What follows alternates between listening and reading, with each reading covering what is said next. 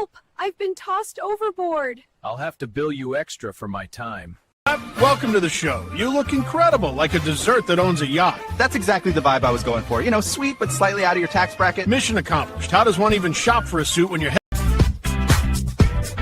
Gold on my neck, gold on my hand. Purple with the stripes, that's the walk of a man. Sidewalk shining, city lights humming. Every step I take, they know a boss is coming.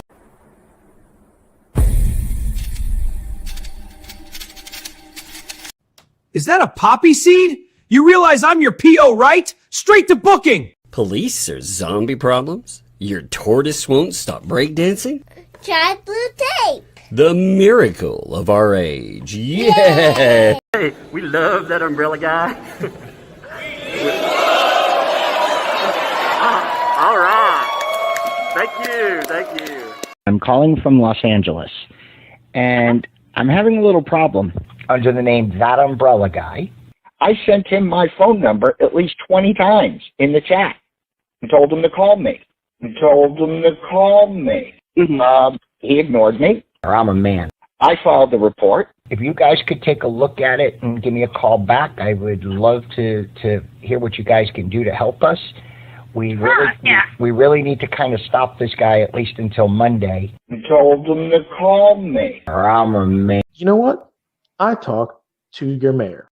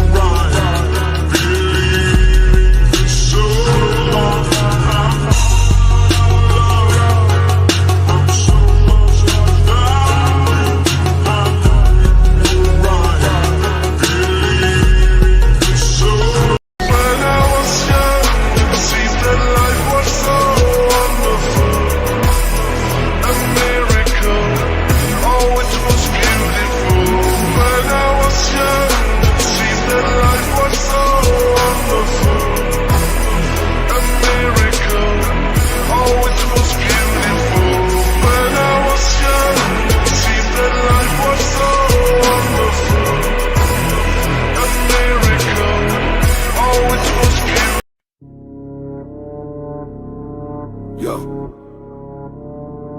100K gone. You thought it stayed quiet, huh? 2G in the chat like. Yeah. You flash fake racks on the timeline. Captain said cherry did with grind time. 100 bands raised, 100 bands off. You the toughest to the halo with a cross. 56K from an angel in the comments. Heart full of faith, you turned to the prophet. Screenshot saved, every promise, every pledge. Bank statement singing when you tweeting off the edge. You ain't built for the smoke, you invited. Try to play God, now the numbers indicted. Seems like razors cut through the myth. Whole squad looking like an organized grift. 56K from a donut thief. 100K gone, it's a stolen dream. Gotta stay dark, but the neck got teeth. Now you mean, and you clip, and you caught on stream. That umbrella guy call it out on screen. Yeah, we see you, we see you. You prayed on the pain, turned trauma to a token. Each side story just a tool you were holding. Help the cause, every line pre-written, but the cause was your closet in the car you sitting in. You love weak links, hunt them in the thread. Baby, I care while you strip their bread. 56K from one, that's a life and ash. Your bar drip, that by time they'll never get back. That means get your face with a clown crown clips on repeat when the lies all fall down to a G on the mic. Every chart, every slide broke down a breakdown, let the numbers collide. You can't hide from the playback, you can't scrub with the chat track. Every bless you turn backhand, every trust me now backfire. You ain't a boss, you a bookmark. Held on the page where the fraud start. Whole damn mark in a thread in the chart, history written in the sidebar remarks. 56K from a donut thief. 100K gone, it's a stolen dream. Gotta stay dark, but the neck got teeth. Now you mean, now you clip, now you caught on stream. 56K from a donut thief. 56K from a donut thief. 56K from a donut thief. 56K from a donut thief. On that map, on that map, on that map, on that map, on that map, on that map, on that map, on that map, on that map. What's up, folks? How you guys doing today? How you guys doing today? Oh, Lord, man, it is cold outside here, I swear. By the way, I wonder if any of you have heard this wild story coming out of Tennessee. It's actually made national news because of how insane this is. There is a homeowners association in Nashville, Tennessee. Now you have to understand the background just really fast. In Tennessee, since the storms hit, all the big storms that rolled in through the southern United States, 240,000 people were without power. 240,000. There is still, after a week, around close to 100,000 people just in the greater metro Nashville area. That's just Nashville, like greater metro. Okay. Well, out of that, some people are using backup generators, of course. You got to keep warm after all. There have been 5 deaths so far. Many of them are because of the elderly freezing. Well, a homeowners association approached one such couple that had been helping out not just themselves, but friends and neighbors, to stay warm. They'd been offering them a place with power because of a generator. Yeah, they threatened them. They told them that that they had to get rid of that essentially it was an eyesore. They said it was dangerous too, even though it's outside. It's clearly not in. It's on a deck and everything else. Like the cold isn't dangerous. But they told them they're going to have to get rid of it, and they're going to fine them as well. So that made national news, of course, because people were like, what the heck? And it turns out that this homeowners association, they're not just doing that, but they're telling people where they have like telephone poles down, limbs down, and more, that if in your area, like your home, if you have limbs down in your yard, because you can't do anything about it because you don't even have power, like you're probably not going to go outside and do anything until they restore that. But yeah, they're finding people over that. And it has been making, like I said, international headlines. I don't know if any of you heard about that story, but it is absolutely freaking insane. I mean, imagine the audacity to tell people, hey, you know what? We're going to fine you. We're going to fine you in the middle of this. It's looked very bad. They got enough backlash. They apologized for the generator thing. But at the same time, they were pulling other crap. So that's been interesting to watch play out. Somebody else said, yes, they need to abolish all homeowners associations. I agree with a lot of them. They're pretty awful. A lot of them are. Not everyone I've ever seen is, but there was one. My mom lived at this place. She had a condominium. And there was a man that lived about 4 places down from her. And the homeowners association got onto him because he had put out an American flag. That's right, an American flag outside. Now, it wasn't an eyesore or anything. It was just, again, how would you define eyesore? Because that's the way they tried to go after it, as an eyesore. Well, he was hanging one right by his door. It was for Independence Day, and he told the HOA there that he was a veteran, and if they wanted to try to force the issue, that would be very fun to go to a Tennessee court. And guess what they did? They forced the issue. So he ended up going to court with them, and yeah, it turned out not their way.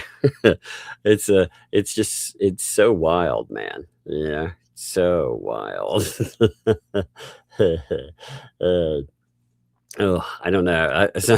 HOA sentiment is a psyop by people that want you to live in a low trust community. Man, around here, it's also, I would go with it another way. If you tried to tell the people in these areas where I live that they had to establish a certain standard of living, otherwise people were going to fine you. I could only imagine their very volatile responses. These areas are unincorporated, but on top of it, I just can't even imagine. Now, today is a very interesting day as far as the ecosystem. I don't know if you have heard about this. In fact, I had forgotten about it until Hale's actually mentioned it with a post today. And it brought up something really, really interesting. So wasn't that terribly long ago. We're talking about, I mean, it's been months now, granted, but still, in the scheme of things, as everything is going forward, and as long as we've covered this, I mean, oh God, what's it been? How many years now? But in the last few months, let's say, when the Fats got called out because they had, well, let's just say a little issue about money. They made the statement that if there weren't permits by the end of January, that they would be refunding everyone. Huh. Isn't that interesting? Now, of course, I'm sure that comes with the weird math that, first of all, I doubt very seriously that they plan to refund anybody anyway. But I would be curious what the math is on that anyhow. Because remember, they had talked about how despite raising a substantial amount of money, that only around $18,000 belonged to the barn dominium. That was all that was left, and depending on the day of the week, they would either say that that it all belonged almost to that one donor, David, or they would say that very little of it belonged to that one donor, David. So, but they did say, and I very well remember this being stated, that if permits didn't come in by January, they would be refunding everyone that gave. So I'm curious when the refunds are going to start coming in, because surely they didn't just say that as a put on, right? There's no way, right? Oh, it's so crazy though. I mean, like I said, I'd totally forgotten about that statement. How they had thrown that out there. But I'm thinking about it, it's like, yeah, you know what? They really did state that. They really did tell the world that they would be refunding. So what happens with that? Now, as far as Hale's, quoting there, if there's no permit by the end of January, I'm refunding all the donors' money. Now, again, all the donors' money is quite the statement. Like I said, I imagine we disagree on what all the donors' money means. But regardless, they have promised refunds. And like I said, I very much doubt that they plan on sticking with that. In fact, I'm curious about how the peer pressuring works these days about loans and anything. Anyway, it's really funny. They took up money. They said that money was only allowed for one specific thing. Then, weirdly enough, they stood by that idea while we were all looking at somebody living in a 10 by 15 shed, while nothing was moving whatsoever. That was the norm. But lately, we've seen a movement with money as far as Ohio is concerned. Strangely enough, money for a lawyer. Money actually came off. But it does make you wonder, like, what are the rules to giving anymore? I kind of don't understand them. But what I do understand, again, is that they did indeed say they would be returning that money. There have been no permits unless there was something filed at the last possible second, which again, I highly, highly doubt. You know what's weird about all of this too? We are talking about projects that, again, they've been a year old for a while now. So you're actually talking about projects that, depending on which one they are, one project, is rolling close to 15 months, and one project's rolling close to 14 months. They have made it very clear that they did not intend on doing anything as far as main projects are concerned, because they wanted to say, you know, you had to have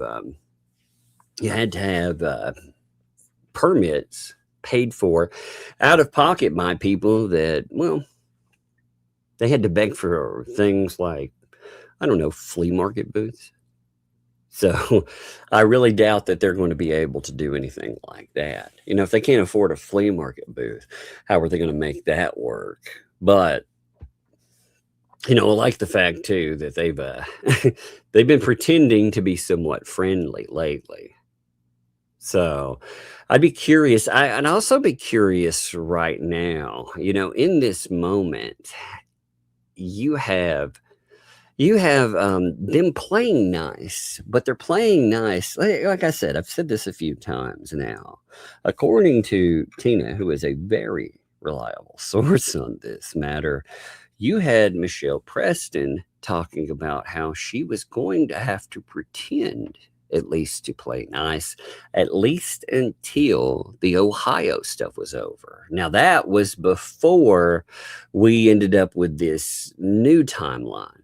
You know, that was on the old timeline, and that was right after that she had pulled down a lawyer. So she was talking about essentially using the fats, which in this game of use back and forth, I can't blame them. I can't actually, you know, it's been a game of who uses who better, and they all seem to be playing. It's kind of strange. But Hales pointed out and said, you know, that it is the end of January. And it is, by the way. It marks, isn't it crazy? We are already 1 month into excuse me, I had a nose spray there, but whoa, God, I hate that stuff. I hate it, and yet it works. We're already 1 month into 2026. That's wild, isn't it? Already 1 freaking month into the new year.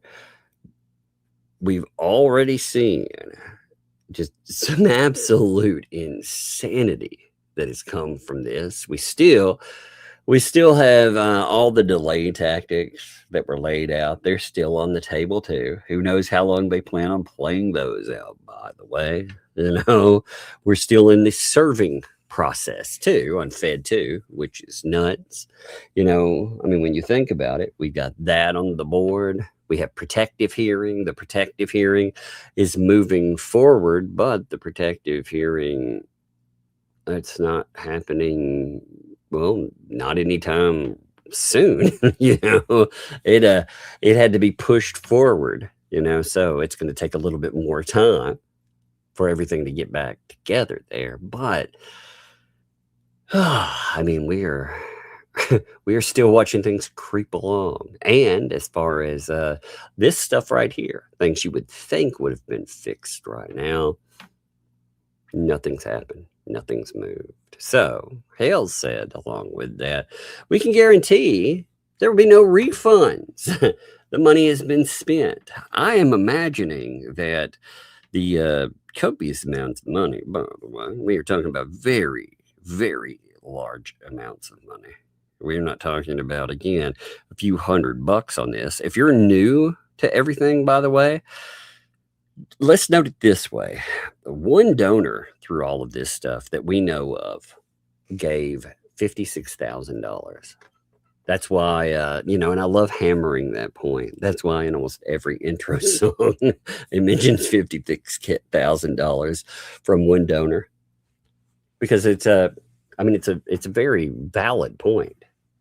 And there were a lot more donors. Now, how much money was raised exactly? We have no idea. We have no idea whatsoever. And weirdly enough, the people that the money was supposed to go to, they say that they don't know either. They have no idea how much money was raised either. In fact, whenever they would ask about how much money, they were told that they didn't need to know. It wasn't any of their business. And it would be better for them not to know anyway. Again, sounds very, what's the word? Oh, yes, scammy. That's the word I'm looking for. It sounds very, very scammy. Hey, what's up, Ace, by the way? Could you replay? Hey, happy birthday. I will, when we get to that point, I will definitely bust you at a song too. You can catch it on the replay there and go have yourself a good one. Appreciate you. You know, enjoy the birthday times. You know, I hope everybody, I mean, this time of year, woo, you know, the way it's been, hope you have a good one there.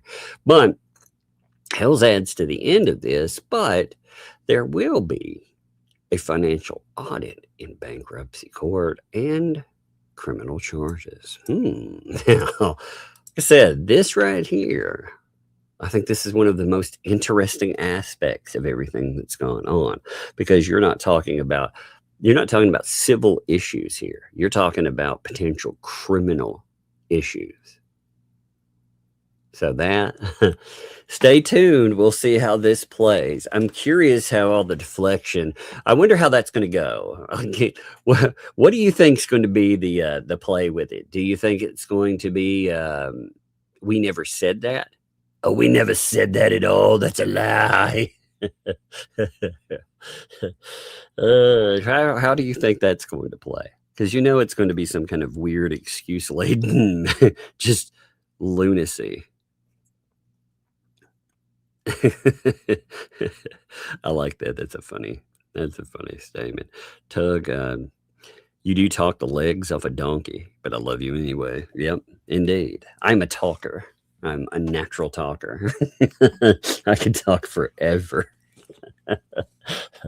That's one of the beautiful things about being able to pick up the microphone. You know, you run into people that they aren't gifted with the gift of gab. You know, you need to be able to sit down, and you don't always like if you have fun, like with a Megan, myself, you don't necessarily have to stay on topic. You need to return to topic sometimes, but for myself, I'm going to usually talk, oh God, I could probably talk about every topic we pull up for at least an hour unimpeded.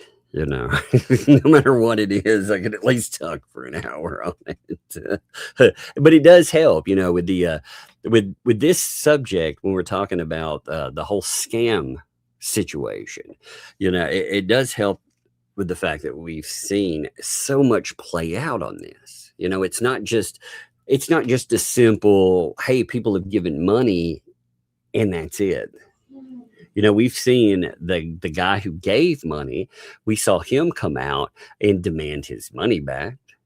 We saw him call them out as scammers, then come back and be like, yeah, I audited them. You know, I feel good. Then come back again and be like, I never actually did that. They're scammers. They're pieces of shit. I want my money back. Yeah. And you've seen other people that have given money and more. You know, including recently, we saw one of the big donors for the memorial bench. By the way, you may hear my AC unit. If you hear something like "boh," it doesn't sound happy. It sounds very upset outside. It's against the wall, like decently close to me. And typically, it's not that loud, but it has not. Oh God, I dread what the heating bill is going to cost this month. But it sounds very unhappy outside the wall. Let's just say it's like, oh God, stop this. You know, I was looking, by the way, today.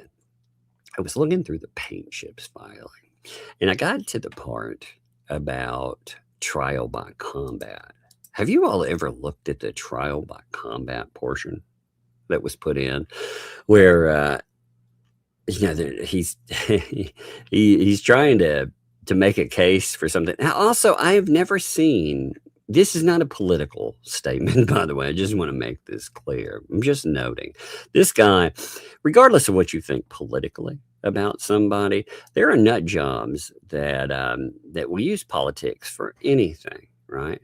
And I have never seen so many shirtless pictures of Donald Trump in filings. I imagine I imagine that there are less shirtless pictures of Donald Trump in his own photo albums as there are in filings by One Paint Chips. It is one of the weirdest things I've ever seen. I kid you not. Like his file. Oh, here comes a little one. Give me a second. Hey, girl, what you doing? Well, Is this? Did your device go dead? yes. I was Okay. playing. You know that game? Which game? I played this game. Uh-huh. Well, I made a character that I actually like. It's cute, and it's a yellow character. Uh-huh. And you can talk to other people, but I don't even know how to type. Yeah. We don't talk to other people, do we?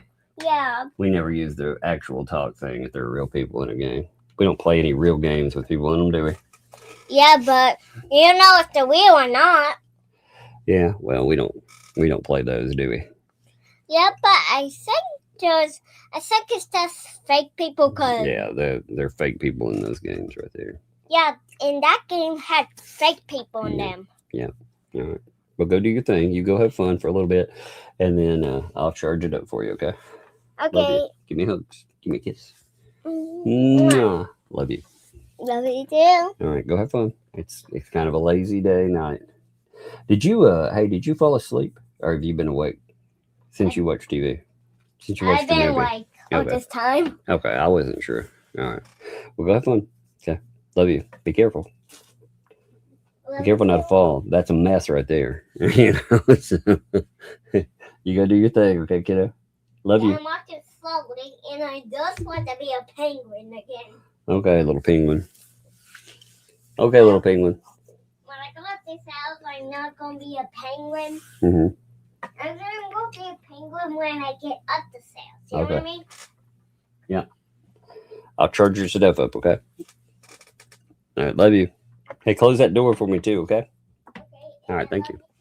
All right, thank you. I know you do. All right, so check this out too. This is pretty funny. I want to show you this filing. Give me 1 second. I think I'm gonna change my avatar today. What do I want to be? Let's see. I always like this, by the way. Look, extreme close up. Oh, it's really funny. You can tell, like, if I'm on a panel with somebody, if you watch me on my avatar, I change my avatars all the time. This is the filing I'm talking about, and you have some of the weirdest pictures. I'm not going to pull them all up, but I mean, okay, like you can see them on the side here. Like this picture right here is again, I'm not trying to be political in noting all this stuff. Oh man, Spirit Walker, I'm sorry, she'll be back, so I'll note that to her. Thank you too. But you know, and again, it doesn't matter if you like or dislike a person politically.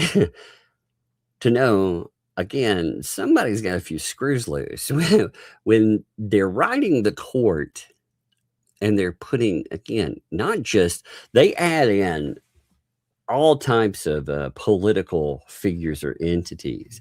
But one of the ones they love to add in, because they seem to think they're going to come, you know, down from the presidency and help them out, is one Trump. And on that, too, look at the shirtless pictures. I mean, that's what that is there. And I don't even want to pull it up here, but that's a shirtless picture. And I mean, they're all over though. When you go through it, look, you can see that one there on the side. That's another Trump. And they're all over these freaking filings. It is the most bizarre thing I've ever freaking seen. If you're curious about that, there's this filing. If you haven't seen it and you want to see it, just let me know. You know, it's 102 pages, so it is a pretty lengthy document. And if you, like I said, if you need a copy of it or something, just write me and let me know. I'll kick it into your mailbox. You don't need to buy 102 pages. Other people, they sent it over to me. That included there were a bunch of people, but I think Georgie was the first. So props there, you know. But yeah, you don't need to have to pay for that. By the way, too, yes, today I've decided Today, in honor of the great J.J. Bean, as someone noted in here, what we need to do is we need to make sure that we memorialize in honor of him, since he's been doing this for his live streams for other people, like it went from his mom and family to other random people, including today, Megan Fox. Well, in honor of J.J. Bean, I think we're going to monetize his birthday. So if you would like to if you would like to help us celebrate JJ Bean's pre-birthday, that would be just Jay, by sending super chats that he will not be able to get, then yes, we need to be able to tell him that we absolutely remember his birthday that hasn't come yet. So if you would like to celebrate his pre-birthday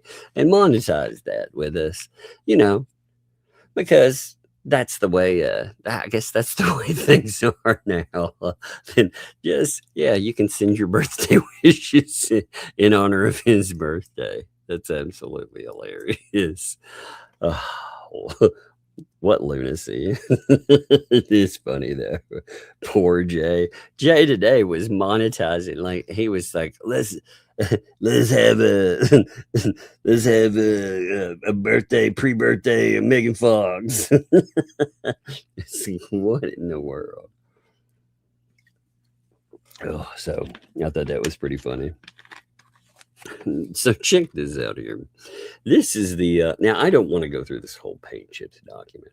When I went through it, I thought about it at first. I thought, yeah, you know what? I'm gonna go through it all. But then it wasn't, I do like to be completionist, as I said. The problem isn't the there comes in, yeah, look at this. There you go. Look at that. In honor of man.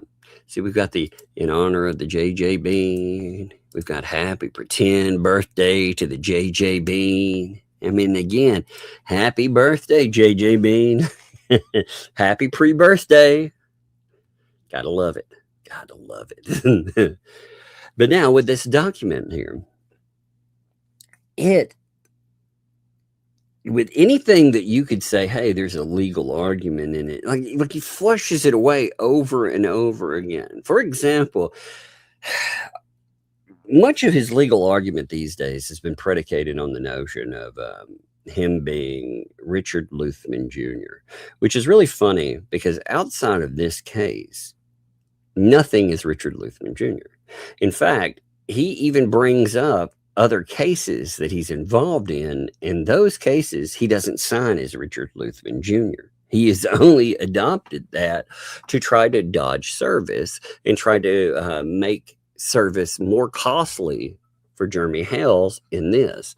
And now he's trying to play it actually, I live in Florida, not New York, despite the fact that service was attempted at certain locations there. They tried the locations that he notes in this. I mean, again, the whole point in what he's doing is really trying to cost somebody a lot more money. And I hope that message is received loud and clear. If any of these people ever try to sue another person, I hope people understand that well, I am very difficult to serve. Let's just say very, very, very difficult to serve. So I would make sure that to return that favor big time. No, I do not avail myself to email service.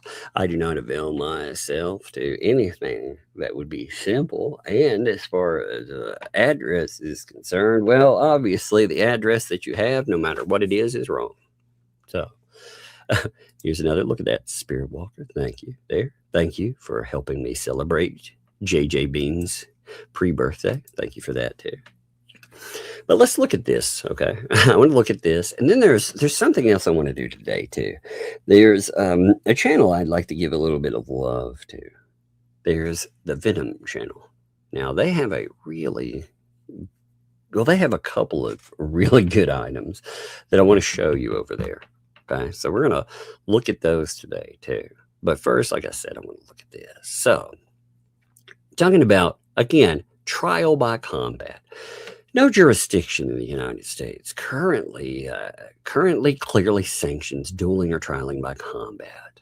There is no jurisdiction, state or federal, within the United. Again, this is a filing. Okay, just note within the United States that clearly and presently permits a duel by prior agreement, whether to first blood or to the death. Consent to bodily harm or death is not a defense to homicide or assault. Many scholars say the doctrine was uniformly abolished or outlawed across the U.S. in the 19th century. See, a duel is deliberate murder by agreement. The Model Penal Code codifies the principle that consent is not a defense to serious bodily injury or death.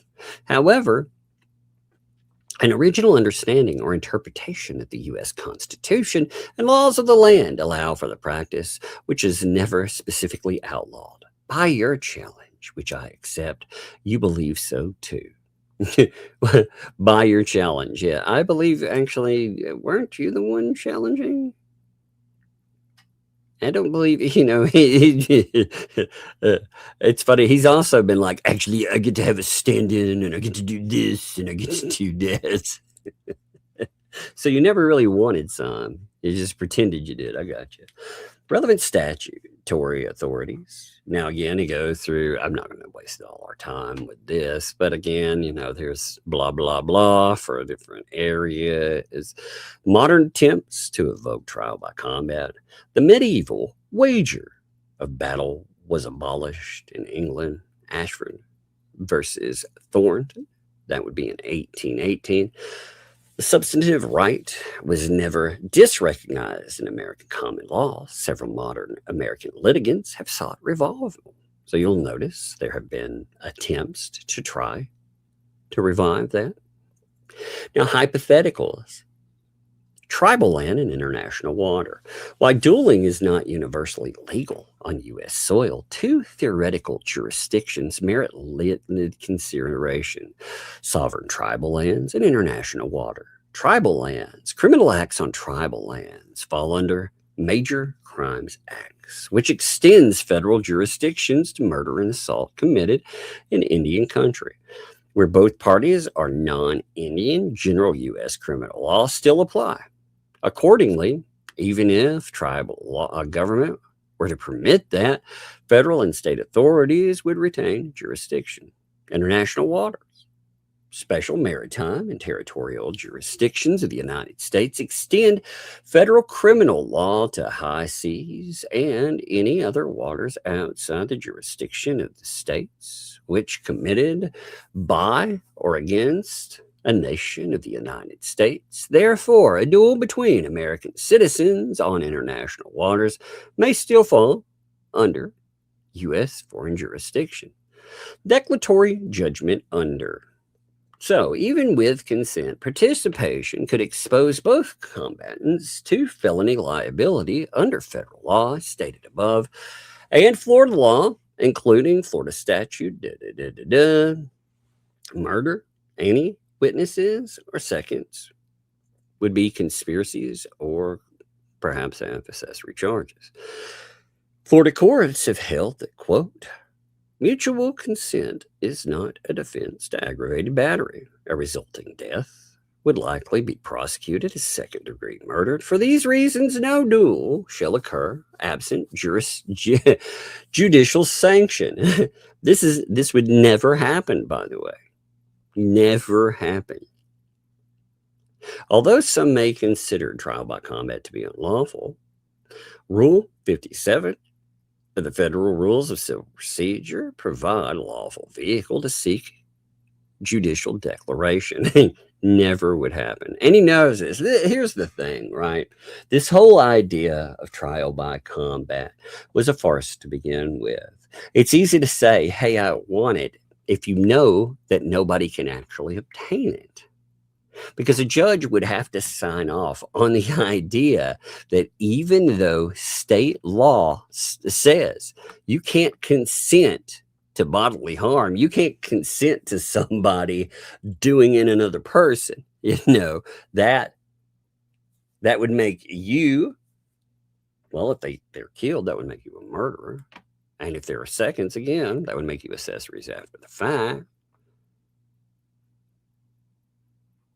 Well, you think they're going to be like, hey, let's do that. No. So proposed procedure. Mr. Hales and I could jointly file Luthman versus Hales in the United States District Court, Middle District of Florida, petitioning for a declaration that a consensual duel under specified non-firearm conditions would not constitute a prosecutable offense. I choose the Middle District of Florida because you basically pissed off all the judges in Northern District of Florida, several divisions with your vexatious litigation antics. By the way, what's really funny about that is he wants to say that because he's hoping that if he repeats that enough, maybe judges will forget the losers and weirdos they've been dealing with. Now, defendants would include the Attorney General of Florida, the Attorney General of the United States, as officials responsible for enforcement. Federal question jurisdiction would be attached at 28 U.S.C. 1331. Relief spot would be a declaration that, one, a consensual duel under agreed terms is not prohibited by statute, or alternatively, any prosecution thereof would infringe upon substantive due process, Ninth Amendment liberties, and any other legal or factual agreements we would like to present. Specifically and narrowly tailored, such a request has chance of success. Yeah, it doesn't. As Federal Rules of Civil Procedure 57 permits speedy hearing to resolve the question in advance of a violation. If you would really like for me to defeat and demoralize you in one-on-one combat, we can work together to obtain the preconditions. It's weird. Like I said, he's okay. Look, I'm not part of a hearing. I don't know about any of that, but I know about the lawsuits and stuff enough to try to put together trial by con. You see how absurd this stuff is? This is the farce to this is just it's so ridiculous. There's a few more pages of it. I just, like I said, I want to show you. I want to go through the and of course it ends with a Donald Trump picture. Of course it does.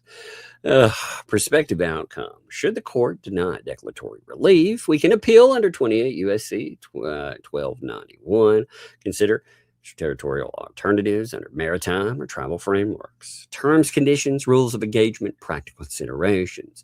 Due to the substantial legal barriers outlined there, Luthman and Hales have expressed a desire to go forward with resolving their dispute by combat. Therefore, it is prudent to discuss the terms, method, and safeguards that should be agreed upon, both fairness and to mitigate legal and moral risks. Key terms to define. Standard of victory, first blood versus to the death. It is currently unclear whether the duel is intended to first blood, whoever draws it first wins, to the yield, or to the death. This must be explicitly agreed to in advance. From a legal standpoint, to first blood or incapacitation might reduce the risk of life, although it still involves serious assault. A duel to the death obviously carries the highest stakes. One combatant would likely die.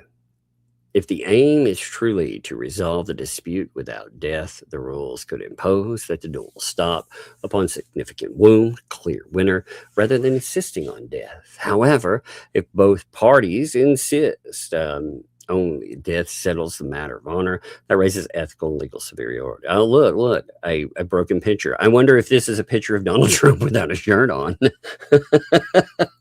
I wonder if he messed up and didn't get one in here. Choice of weapons. Mr. Luthman has stated a preference for machetes or warhammer. You couldn't pick up a warhammer, you fat fuck. Come on. A warhammer? Oh my God. This New York coward posing as a badass, you know. Oh my God, he's always had people putting in the work. He imagines, so again, if you really want to see a funny picture, look up trial by combat lawyer, and you'll have the fat boy here trying to play it, being some kind of warrior. Oh my God, that is the funniest thing ever. I myself, I'd like to have a warhammer. Oh, you have to admit that's hilarious. Oh, what a loser. Ugh. In other words, melee weapons that can certainly capable of lethal injury. Mr. Hale's preference is not stated, but both sides should mutually agree on one type of weapon or a small range of allowed weapons to ensure the duel is with medieval style armaments. Would indeed harken back to the old trial by combat traditions. Actually, trial by combat in the United States, we are not talking about medieval conditions here. You know, dueling was a preferred consideration within the United States. In fact, there were many people, including politicians, that used to throw down that way. You know, we've had some pretty interesting politicians, you know, that loved trial by combat or dueling. I don't know if any of you have ever looked into any of those, but I mean, there have been some, including what. I think it was 1804 when you had we had the death of Alexander Hamilton by the vice president. What was it? Aaron Burr, I think it was. I mean, you know, that it was over political insults. Like that's some of the craziest stuff. But I mean, you've had plenty of big names. Again, if you ever want to look at the history of it, but there's the insanity to all this, and the fact that again, this guy, there is no way they would never do that. We should also consider armor or protective gear. Will it be allowed? Bare torso. Oh my God. Could you imagine a fat boy dragging a warhammer behind him with a bare chest? Gross. Oh my Lord. Oh my God. Could you imagine that? It's so gross. These details affect the lethality.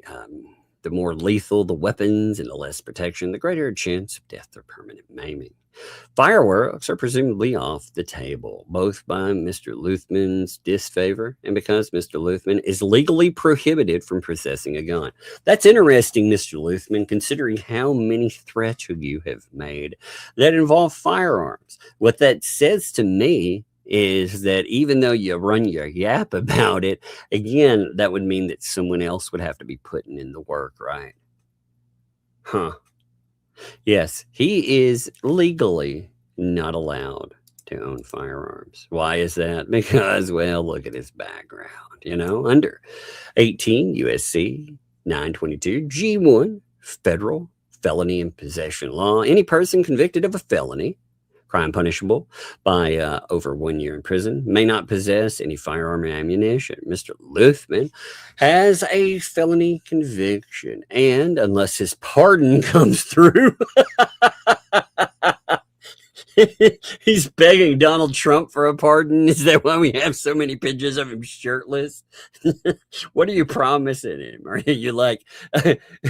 Oh my God, are you telling him and DeSantis, you're like, I'll curl your chest hairs for you? I mean, what's going on with this guy? Unless my pardon comes through.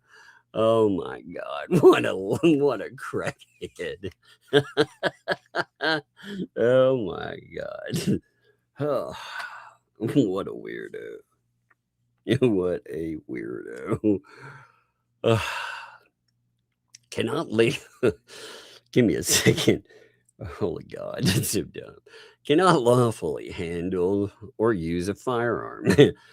Any duel involving firearms would put him at immediate risk of federal prosecution, separate from the duel itself. Therefore, firearms cannot be used. That leaves blades, blunt weapons, or other implements as options.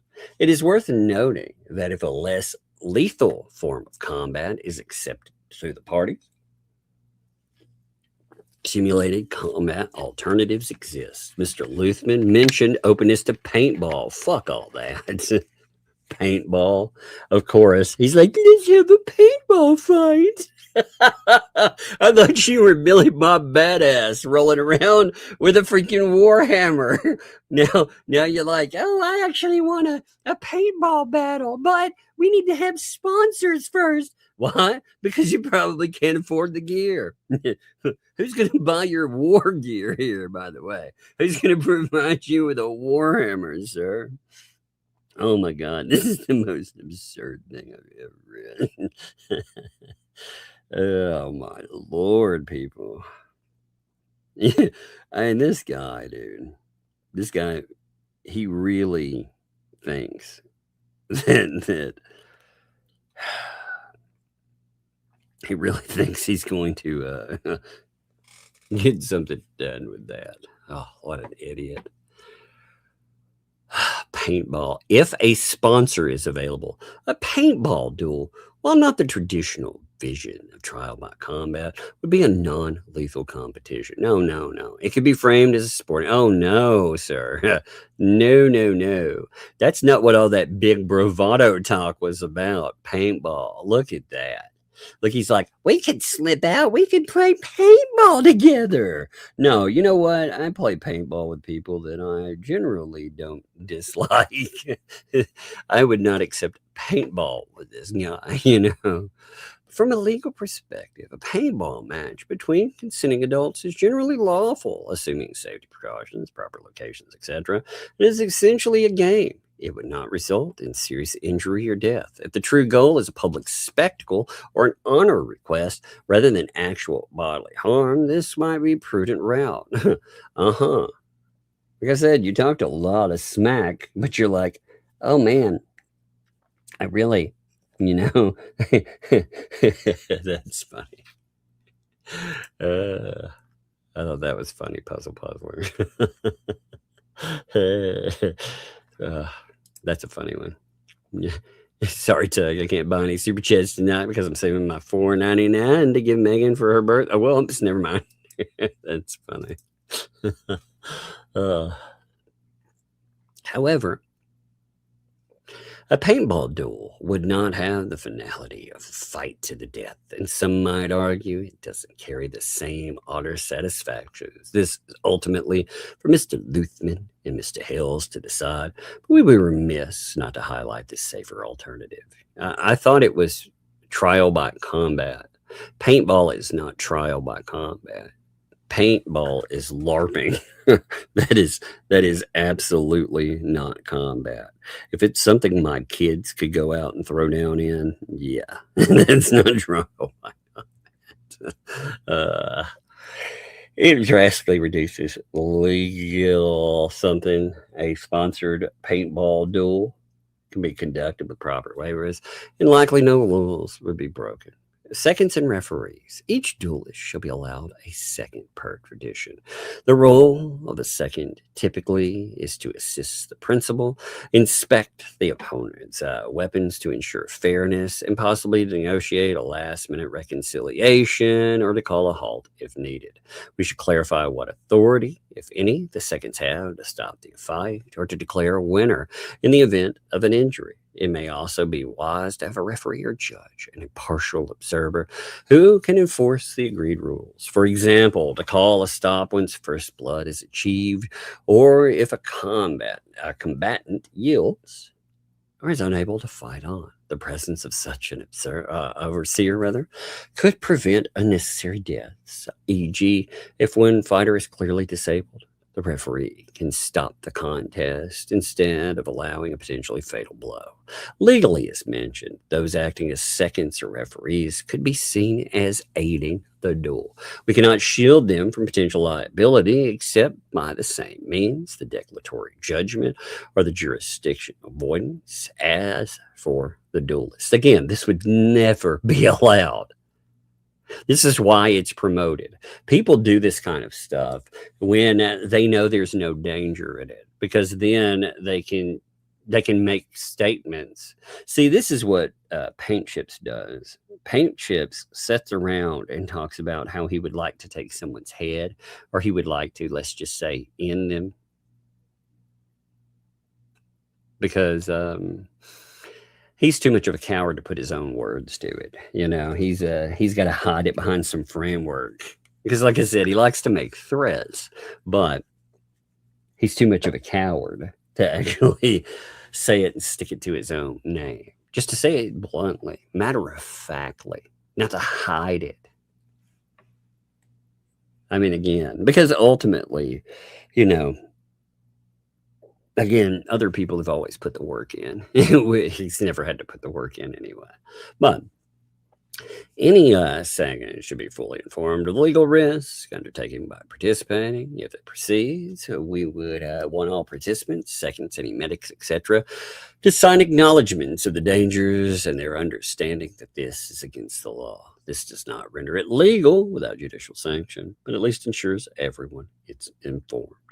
Medical arrangements for humanitarian reasons and potentially mitigate legal consequences, it would be wise to have medical personnel on standby. In historical duels, surgeons were often waiting nearby.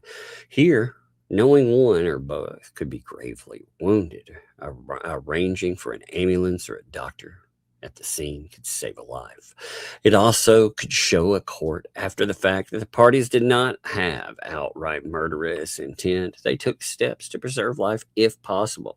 This might slightly help if charges are brought, maybe arguing for a lesser degree of intent, though it's speculative. Life insurance. Mr. Luthman has no descendants or dependents, whereas Mr. Hales has children. Yes, Mr. Luthman has no one in his life that actually gives a shit about him. But people might actually miss Mr. Hales. So Mr. Luthman has demanded that Mr. Hales carry sufficient life insurance to provide for his children in the event Mr. Hales is killed in the duel. This is a very prudent requirement. Again, this is chock full of just threat. Threat. Again, this is a way that Fat Boy can threaten somebody with, again, knowing that there is no way in hell that this will ever happen. Ever. Because there's no way in the world that this would be allowed legally. No judge would ever be like, yeah, that's a great idea. Again, if you look up laws on this, yeah, look it up yourself and you tell me if this is allowed, if this practice has not been abolished. If a practice is not abolished, then where are they doing it? Who is legally able to get away with this? This is an absurdity. But before any combat takes place, Mr. Hale should indeed secure a life insurance policy or verify that an existing policy would cover a death resulting from usual circumstances.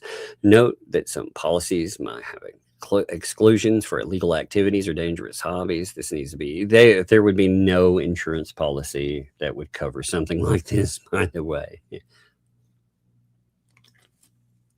You'd be at fault because you had willfully done this. This is a stupid thing as well.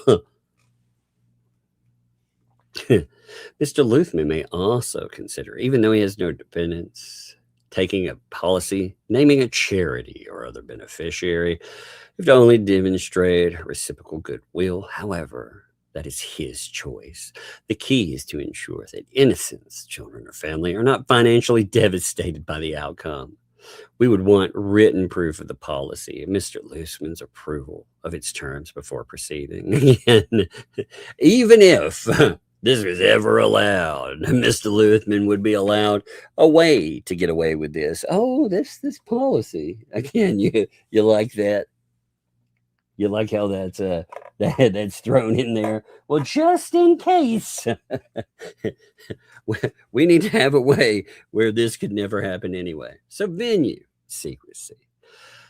Choosing a location for the duel is essential. If it occurs in Florida, currently contemplated, it would be under the auspices of Florida authorities. A remote private property might reduce the chance of third-party intervention or charges of endangering the public. Being on private land with the owner's consent could avoid additional charges such as trespass or public endangerment, but does not legalize the violence itself.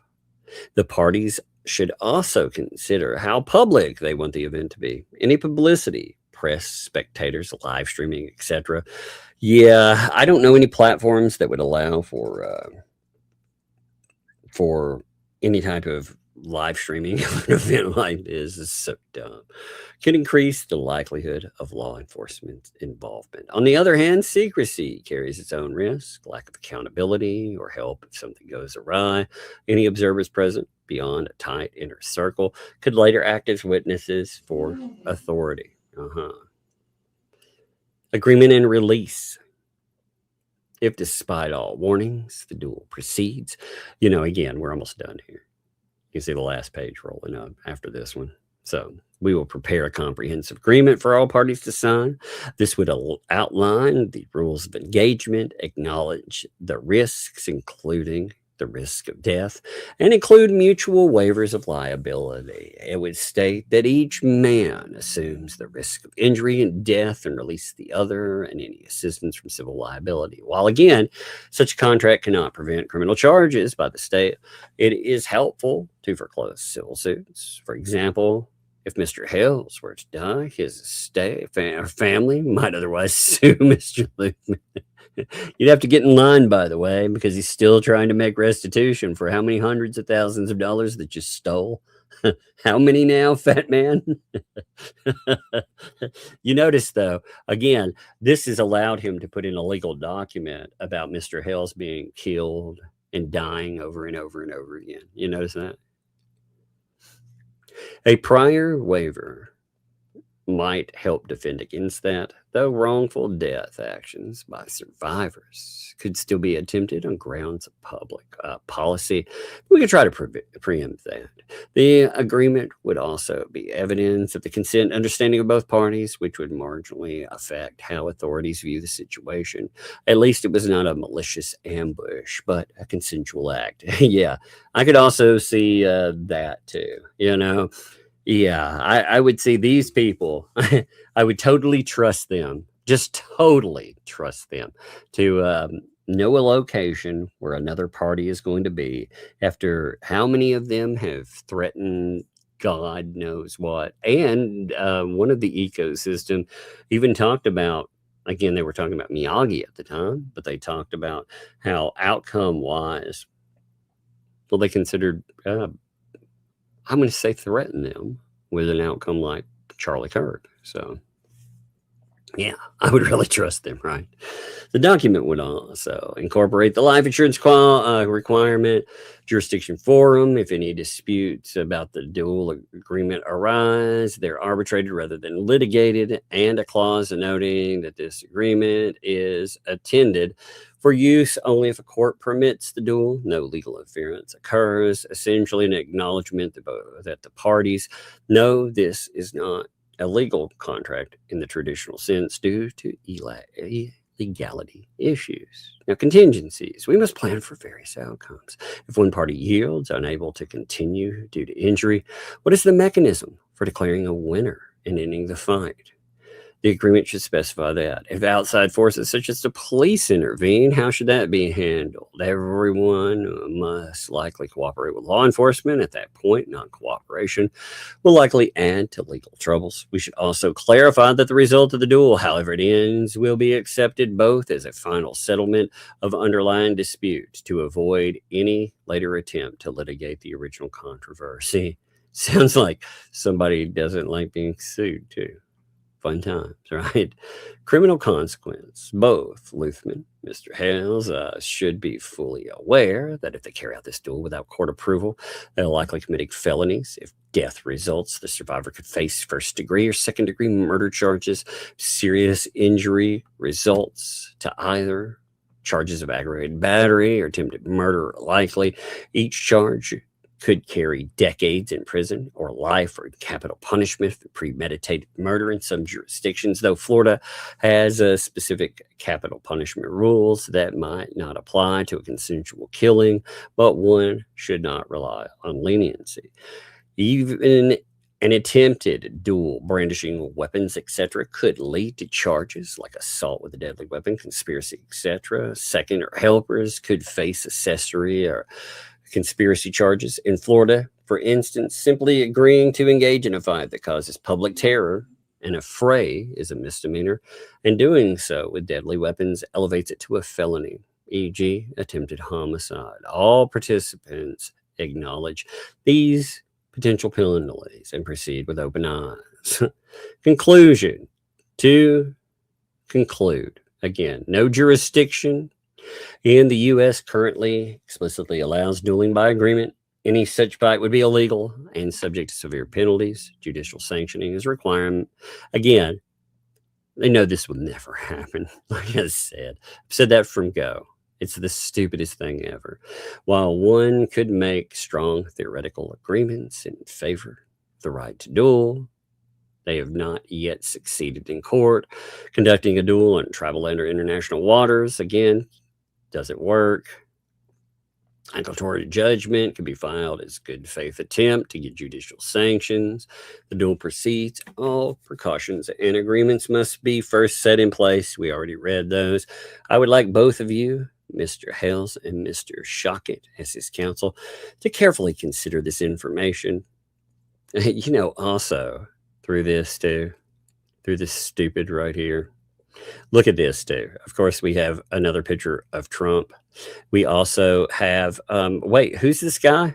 Wait, why is there no Junior on this? I thought his name was Richard Luthman Jr. Why isn't that signed as Junior? Oh, that's right, because he only puts that in specific court documents related to this case, but he doesn't put it in letters that he writes to the judge and all kinds of other stuff. It's so loony. Like, for example, he lists in this thing, which I thought was funny. He lists a case that he's involved in. It's just right there, straightforward. He's like, hey, I've been involved in a specific case. Let me quote something to you. Well, the fun thing about all of that is the fact that Richard Luthman, he tries to say, oh, well, Richard Luthman is my stage or media name, as opposed to Richard A. Luthman Jr. And I think that's funny, considering he says that, and yet he signs legal documents in case that he carries forward under what he is calling a stage name. He only puts in Junior into this specific case. See, he notes this. Look, let me show you this. He notes, give me 1 minute. I have to pull this up real fast. Like I said, all this has been set up, just like I said, as a time suck. And Bolitho has been an idiot to allow this to lord over his court. You can see him note the Luthman versus, it's the Dinesh, right? Well, in parts of that, he signs as, again, Richard Luthman. See, here, this is his signature as far as that court case is concerned. This is what his signature looks like.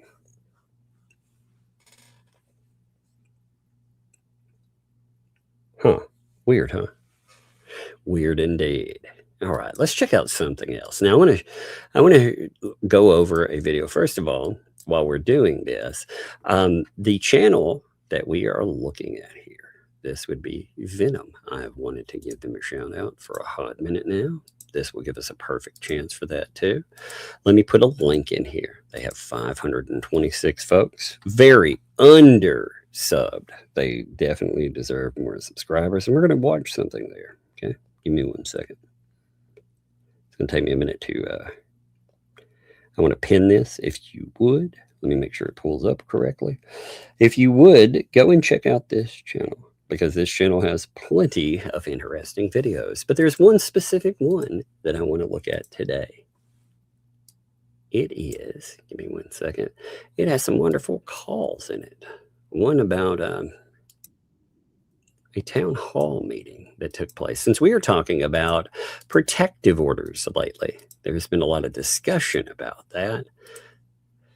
I thought this might be something, again, to definitely check out. And like I said, if you would, I have pinned to the top of the chat the channel here. Go subscribe to it if you would. You definitely will enjoy it. You know, it's got all kinds of crazy there. But let's check this out together. Here we go. This isn't terribly long, but it's definitely interesting. Lady County Sheriff's Office, Sean McCollum. Hi, I just wanted to report a crime. I was watching a live stream video of Otter Creek, and Lynette Preston, Michelle Preston, violated a protection order, and I just think this is very reprehensible that the sheriffs are on scene and let her leave. This needs to be something done. This couple was just assaulted a couple days ago. Now, what you have here is a call to Levy County. Levy County is being informed by people that they have seen footage of a violation of a protective order. They are being told 100% this stuff exists. And yet, again, you know, what fascinates me about Levy County, too, if we are to believe Michelle Preston and the Fats and other people that are involved in all of this madness, see, Levy County has adopted this stance publicly. They say, well, all of this stuff, it's about money and it's about YouTube. But privately, according to those people, Levy County law enforcement has been colluding with them. And it really does look like that when you look at what they're stating about. Again, we have not had a statement about what exactly transpired in there as far as Hales is concerned, but we've had a few statements so far as the Fats, and they definitely told us that that Beecham, as well as another law enforcement entity, they did go to protect. I've never heard anything like that happen, ever. So you're there to serve. I mean, please, people are seeing this all over the country. Okay, so it's at the post office or where? No, it's at the Levy County. But that's a weird question, by the way. You know, it seems like a weird question, doesn't it? When I first listened to this, I thought, so is that the post office or where? What that tells me is they're keenly aware all the way through law enforcement. They're keenly aware of these situations. And yet again, they do absolutely nothing about it. Ma'am, just a moment, ma'am. Just a moment. I hear radio traffic. Just a moment, okay? I figure we'll go back and look at the other. Again, there are some pretty interesting items on this channel too. Like I said, we'll read through everything that comes up on here as well. I figured not to confuse the subject, you know.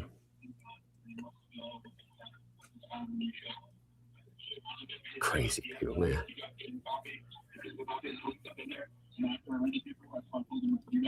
And you know, they take all this so seriously, by the way. They've taken it very seriously. It's absurdity. Hello? This is Shauna from Levy County Sheriff's Office. Were you the one that called the Sheriff's Office about something that happened at the Otter Creek Town Hall? Yeah. Okay. Yeah, it's on TV. I mean, it's being broadcasted. The person that has a protective order was, again, at this meeting unlawfully, lied about it. The sheriffs don't arrest her. And these people have been assaulted. I mean, I think this is a big failure of not just the justice system, but it's very disheartening to see that Levy County is letting its sheriff's department be painted in such a bad light. Okay, so what, there's what are you watching the live screen on? YouTube. It's the former mayor has her own live screen channel, and she was in the town hall, which was a disaster in its own. Like, the sheriff should have been called for the way that those men were very belligerent to the town clerk. And so the meeting was adjourned because the two people walked out of it. Two of the councilmen walked out of it. Lynette was there sitting just a couple of seats in front of the person that has the protective order. You know, when they ask to, here's a good question as well. When they ask about where you've seen this, I actually saw this happen on another channel. Okay, I watch a few channels that deal with law enforcement failure, let's say, and one of those channels is Lackluster. They're a big channel. You've probably seen them. You probably at least ran across them if you ever see any type of police videos. Well, one of the insane things that happened when there was misconduct with one police department, one of the people that called in about the issue, they received a call back. It was from an investigator. And the investigator was asking questions just like that. Hey, where did you see this from? What you learn in that conversation, though, because the conversation was recorded, was they weren't asking to find out, you know, what exactly was broadcast, you know, to see if it included, to go and look at it themselves, you know, determine if there was a violation. What they wanted to know is if there was any liability that they could pass on to the person that broadcast it themselves. If they could perhaps whip up some kind of charge, you know, that would, because they started asking about if they had been told or, you know, notified to contact any law enforcement apparatus, you know, blah, blah, blah. And it became very clear that they weren't investigating the issue, which was an egregious issue, by the way. You know, there are many of them out there. That's what was being pointed out. And it made, like I said, it became very clear that the point was not to investigate the issue that had come up, but rather to investigate the person that brought it to light. Because police don't like to be second guessed, you know. And then nothing's done. And we've watched many times, but I just can't believe this is happening after they were assaulted at the barbecue. Yeah, I mean, you know, honestly, let's read everything that's here, by the way. So, give me 1 second. This account was noted on here is based entirely on publicly available police and court records, filings, documented proceedings. All statements attributed to individuals are quoted directly. Let me take down the closed captions. Directly from official documents, or clearly identified as factual observations. No allegations are made outside, again, what was noted. That is actually very good to note. So this was about town hall meeting. Again, you know, you go back to 02/2024. The unknown caller, call you're listening to, made to Again, Levy County Sheriff's Office by an unknown caller. Now, despite a finalized divorce, records show that parties continue to reside at the same address, and jointly hold or transfer assets. That's true. In multiple proceedings, each party claims limited individual ownership while benefiting from shared property, but use this as a protective shield from countersuits unless criminal acts or accusations are made and cases become civil. It then opens a doorway to each other's ownership and funds and each other's possessions. That has been, by the way, it has been a way they claim when confronted about issues. They claim that they don't know about the other party because neither party is married anymore. These parties are separated. These parties, they don't like each other, but they definitely live together. They operate together. They even share an adopted child together, despite what Lynette Preston has said about that person. She still allows him, as we've seen in court hearings and more, to have to basically have very let's say close quartering with. And again, I say this not to have you contact anyone. In fact, do not contact anyone. I'm merely stating something as a portion with this. Now, again, there is the issue, though, with civil liability, where if they are sharing accounts, that does become a problem for them. It is interesting, though. In fact, you see it in the bankruptcy where they try to utilize this. You notice that in the bankruptcy proceedings, for example, they have John Cook listed as a creditor. Now, why would John Cook be listed as a creditor? Because they want to shield some of the property or some assets that Lynette Preston has. That's absolutely why they put him in there as that. There's no other reason why they would do that. A lot of people, including myself, when that first came up, asked that question. They were like, why exactly would he be listed here? That makes no sense. Oh, it makes a lot of sense, especially when you look at the approach that the ThATs were talking about. The ThATs really gave away the game because they were talking about, we could be considered some kind of original creditor. Therefore, if anything happened, we could get to it before Jeremy. Well, that's the same game, I believe, that you see them trying to play out with Lynette Preston now. And it's kind of interesting like this. I think that's a good point out with it.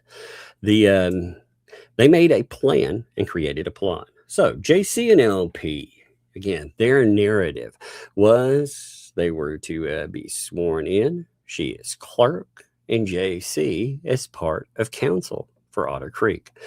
But how neither were on the ballot, but they claimed that, quote unquote, we met with the quote unquote SA and said, quote, we said what we were doing. Who is we, JC? JC also said in statement when asked by LCSO, who did you talk to at saying, and JC paused and said she might have just talked to the SA himself. So, JC, who is this we and she? I thought you were there. Did you not just give that statement to the deputy back then? Huh, okay. Now, there'll be a police report with this, too. The grandson's visits and the calls to Levy County Sheriff's Office. We all know about LP's grandson, and we heard their version of events and while he and his friends were there. He said she lied to him. She said he was there to help her. And then There's the part she originally told him he could work for Jeremy Hales, and Jeremy Hales would give him a place to live. But one thing she absolutely has denied was her grandson calling LCSO on her and why. She said his claims were all lies. Were they? Now, you remember, by the way, some of those claims, too, that came out. And like I said, I want to be very clear in this as well. I don't buy a claim just as a claim on its face, you know. So when they've claimed some particularly heinous things, I'm not saying that I believe those. But I've been told that all these people are just the greatest people ever, you know, including the grandkids. So you decide, who am I supposed to listen to? Now, let's see. Public court records spanning more than a decade show a recurring theme: financial disputes, civil actions, legal maneuvering involving the same two individuals. While their personal relationships were legally dissolved, their financial relationship was not. Documents reflect continued co-ownership of assets, shared residences, and coordinated legal positions that repeatedly limited personal liability. That indeed seems to be the case when you go through. Now, in addition to legal and quasi-legal participants, a separate commentary or YouTube channel deliberately inserted itself into the dispute despite having no formal role in the case.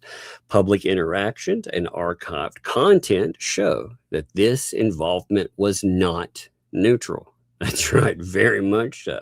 The channel's participation coincided with previously documented personal disputes and expressed animosity toward Jeremy and George predating the current matter.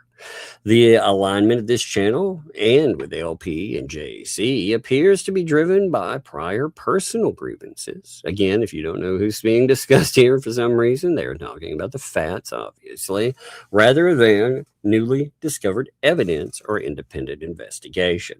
This is observable through recording live streams and screenshots, prior content, and a sequence of public statements that have and are being used in these cases and can be viewed on YouTube. Yes, indeed. You know, that is actually worth noting too. As far as this case is concerned, these people, when they joined up and they wanted to become the PR for Lynette Preston and John Cook, they made one thing abundantly clear. They had hated Jeremy Hales and George for, at first, undisclosed reasons, but they made it clear it was personal grievances. Therefore, everything these people said, it was 100%, and they added in their own insane claims too, because they're pieces of shit like that, honestly. You know, let's just be real about it, you know.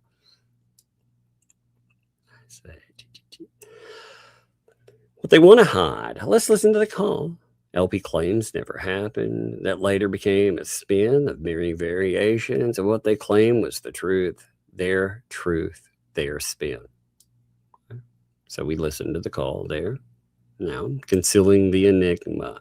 How do you hide what they constantly make public? File police reports accusing others of allegedly doing to them while they still continue with posting, continuing their patterns and behaviors currently about what the hales and others online, and yet they claim they are the victims. Yeah, indeed. You know, indeed. Police reports, court records, and with question. You can see with court here. Actually, let me take a screenshot of this because it's hard to blow them up all the way. I'm going to screenshot each one. I'm going to see which ones they are. Just give me 1 second here. I like to be able to go in and look at stuff. And again, there are many interesting videos on the channel here. I've been meaning to give them a shout out for a hot minute. They very much deserve it. They do a lot of research, a lot of good research. So just noting that. Let's see. This.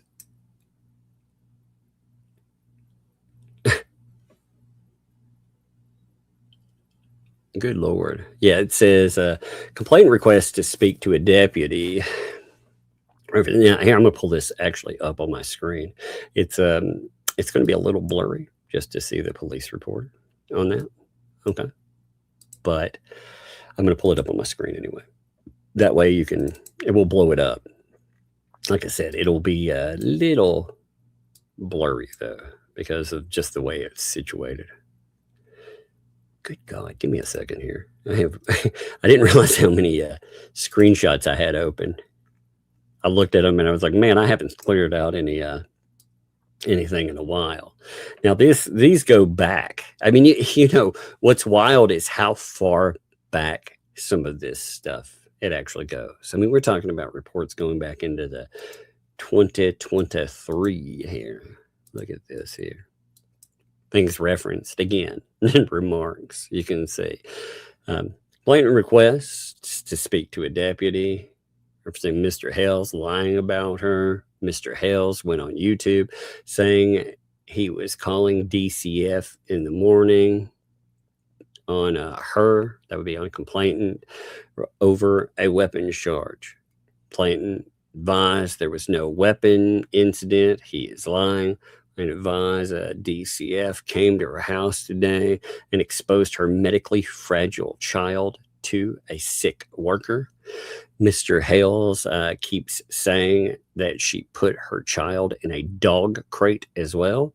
Complainant advised Mr. Hales has called DCF on her multiple times. Complainant wants to know how to sue this man. You know, by the way, how do you sue this man? Well, law enforcement is not there to tell you how to take on that kind of a question.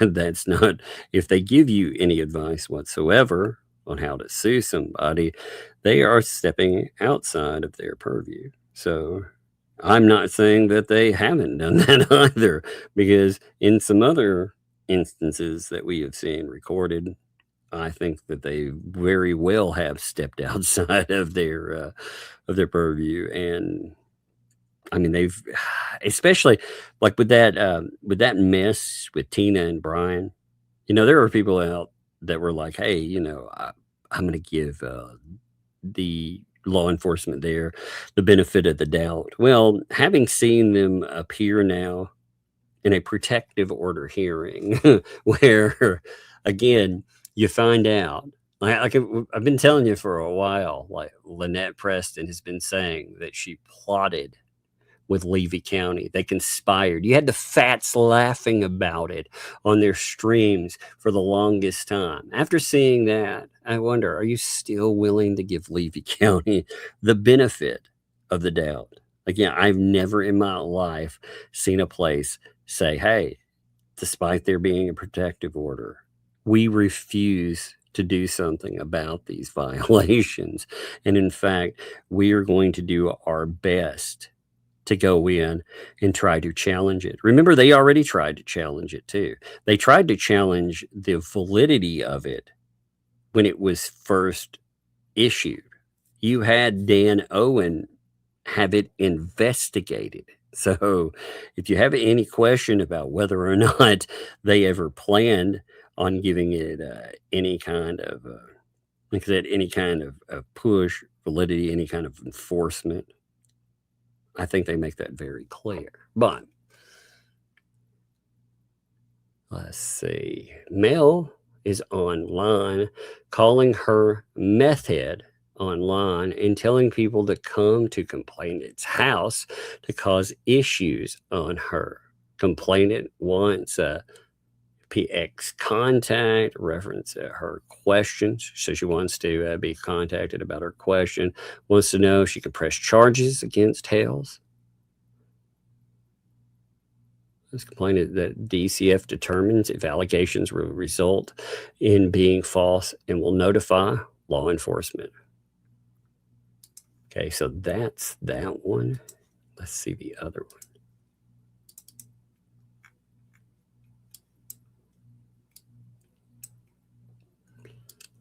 Now this is about the grandson here. There's so many crazy, just crazy freaking notations in this case with law enforcement and more. Give me 1 second here. All right. Advises grandson lives in Iowa. Advises he is being abused by his parents. Advises she is trying to get him to leave to come stay with her without parents' permission. Wants to know if she can get in trouble. If he is an adult, no. Well, depending. I don't know the conditions of any kind of issues with law enforcement he's had. You know, if there are any conditions stipulated, because there was some discussion about him having prior problems, and I don't know where that goes. But, you know, so there could be some condition that had been added by that. But if that's not the case and he's an adult, look at how all that turned out, too. And remember, you know, what was really kind of interesting at the end of all that that grandson material is the fact that we had BBB contacting and being like, oh, you know, have you seen these airport photos? Are you going to report how happy and kumbaya all these people are? I bet you won't. And then you find out about some of the, let's just say some of the accusations that were going on about police calls and more. And you find out, wait a minute, things, to say that things were going well, that seems to be misrepresented in quite the manner. So let's continue. Let's see what else is here. Nope, there's some more ones. Give me a second. I'm going to screenshot these too. We'll see what these are. There's so much law enforcement involvement too. And you got to remember, you know, again, what's wild about this is who do they get along with on a long timeline? Who honestly do these people get along with? You know, they've talked about how they've had disputes with BBB. He's terrible, but he's needed. So with this one, once information on stalking, reference Jeremy Hales, caller advised she thinks Hales is stalking her due to recent events. Advised he is threatening her by his YouTube videos, even though he doesn't speak her name directly. Caller becomes upset and disconnected. So, you know, she hung up. I remember that one. All right, that's one of these. I'm just reading them instead of, because they're short. Okay, here's another one about Kenny won't leave her property. Subject is a neighbor from down the road. He's there to ask for money. He is taking pics, and he is on. Wow, this one's interesting. Let's look at this. That's something else. Give me a second here. And he's saying she is spying on him. He thinks she is in his phone, and he's talking to the girl that used to live there.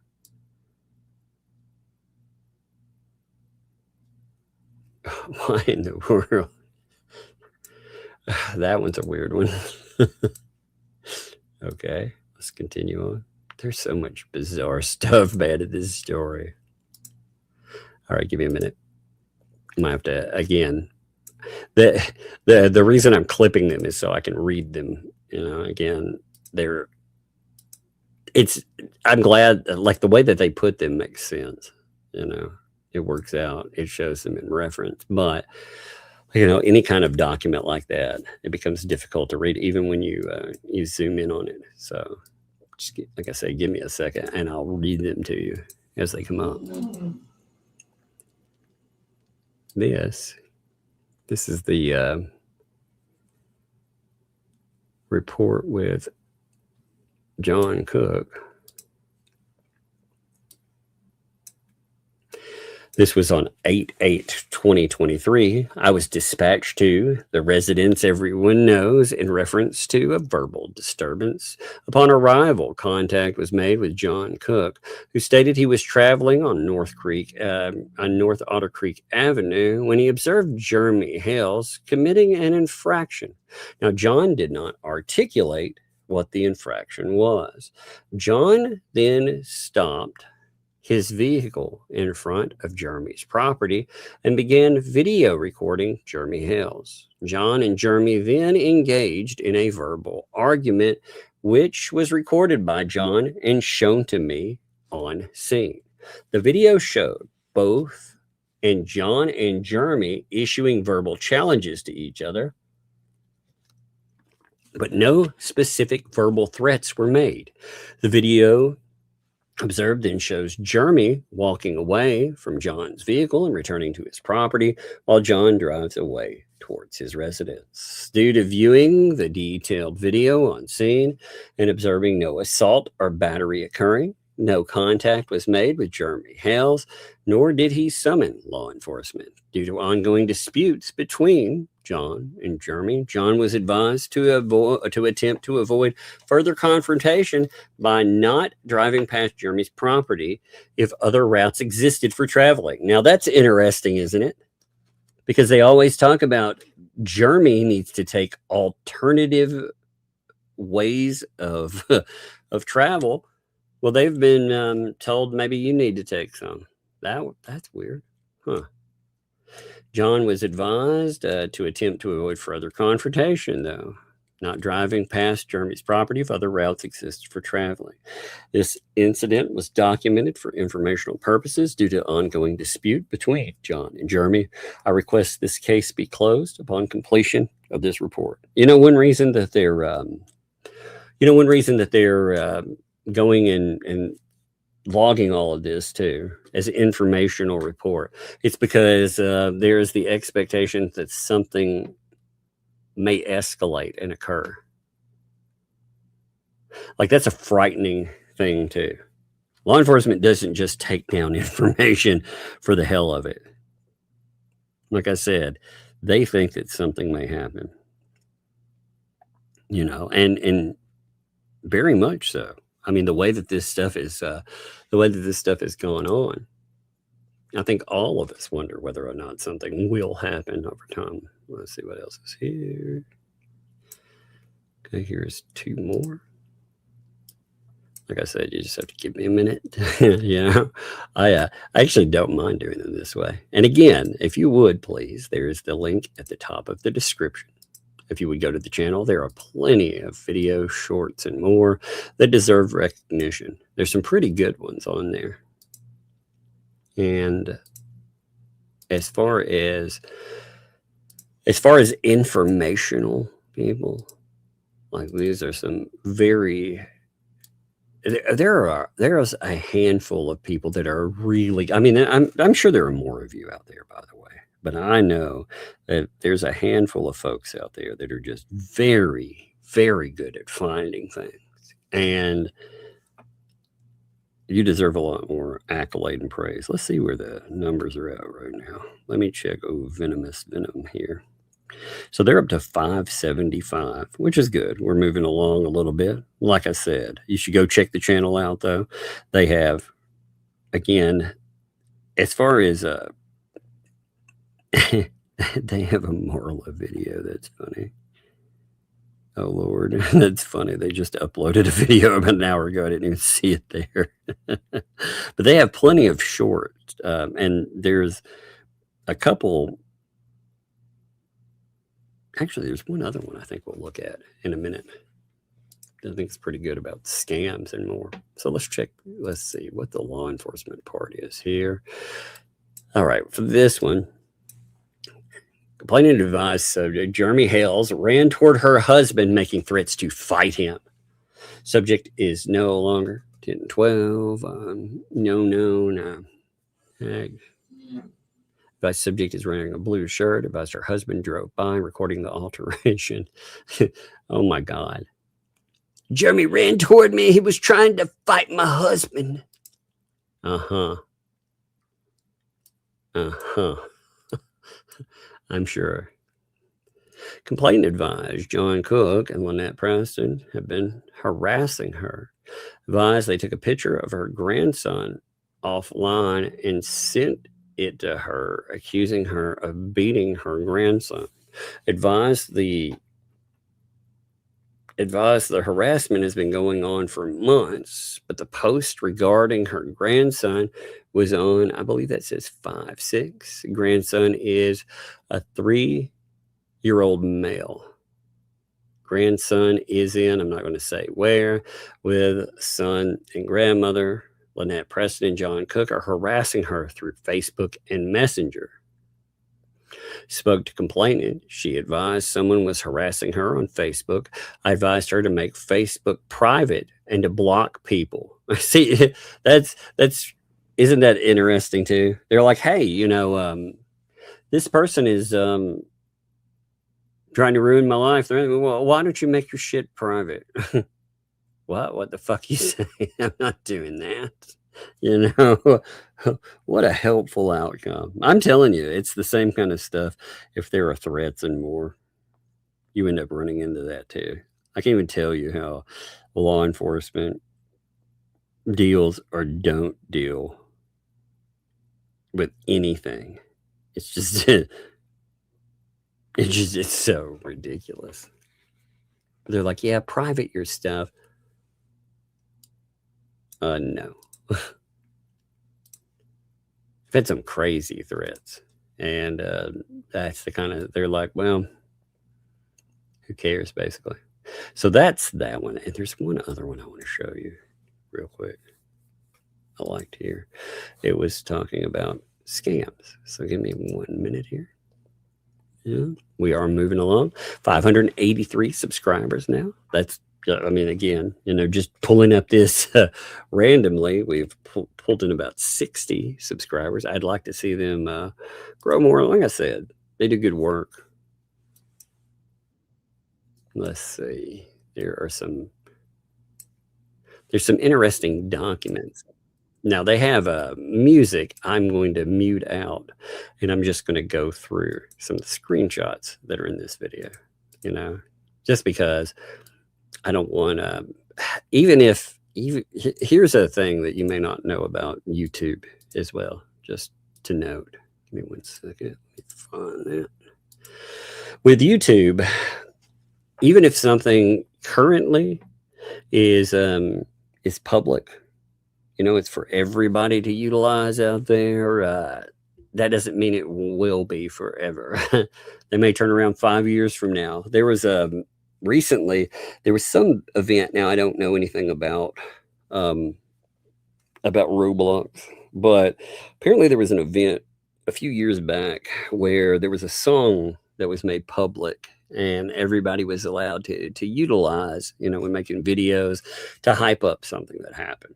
Well, years later, the company that represents whoever, I don't know if they represent Roblox or the people that made that song, they've decided, you know what?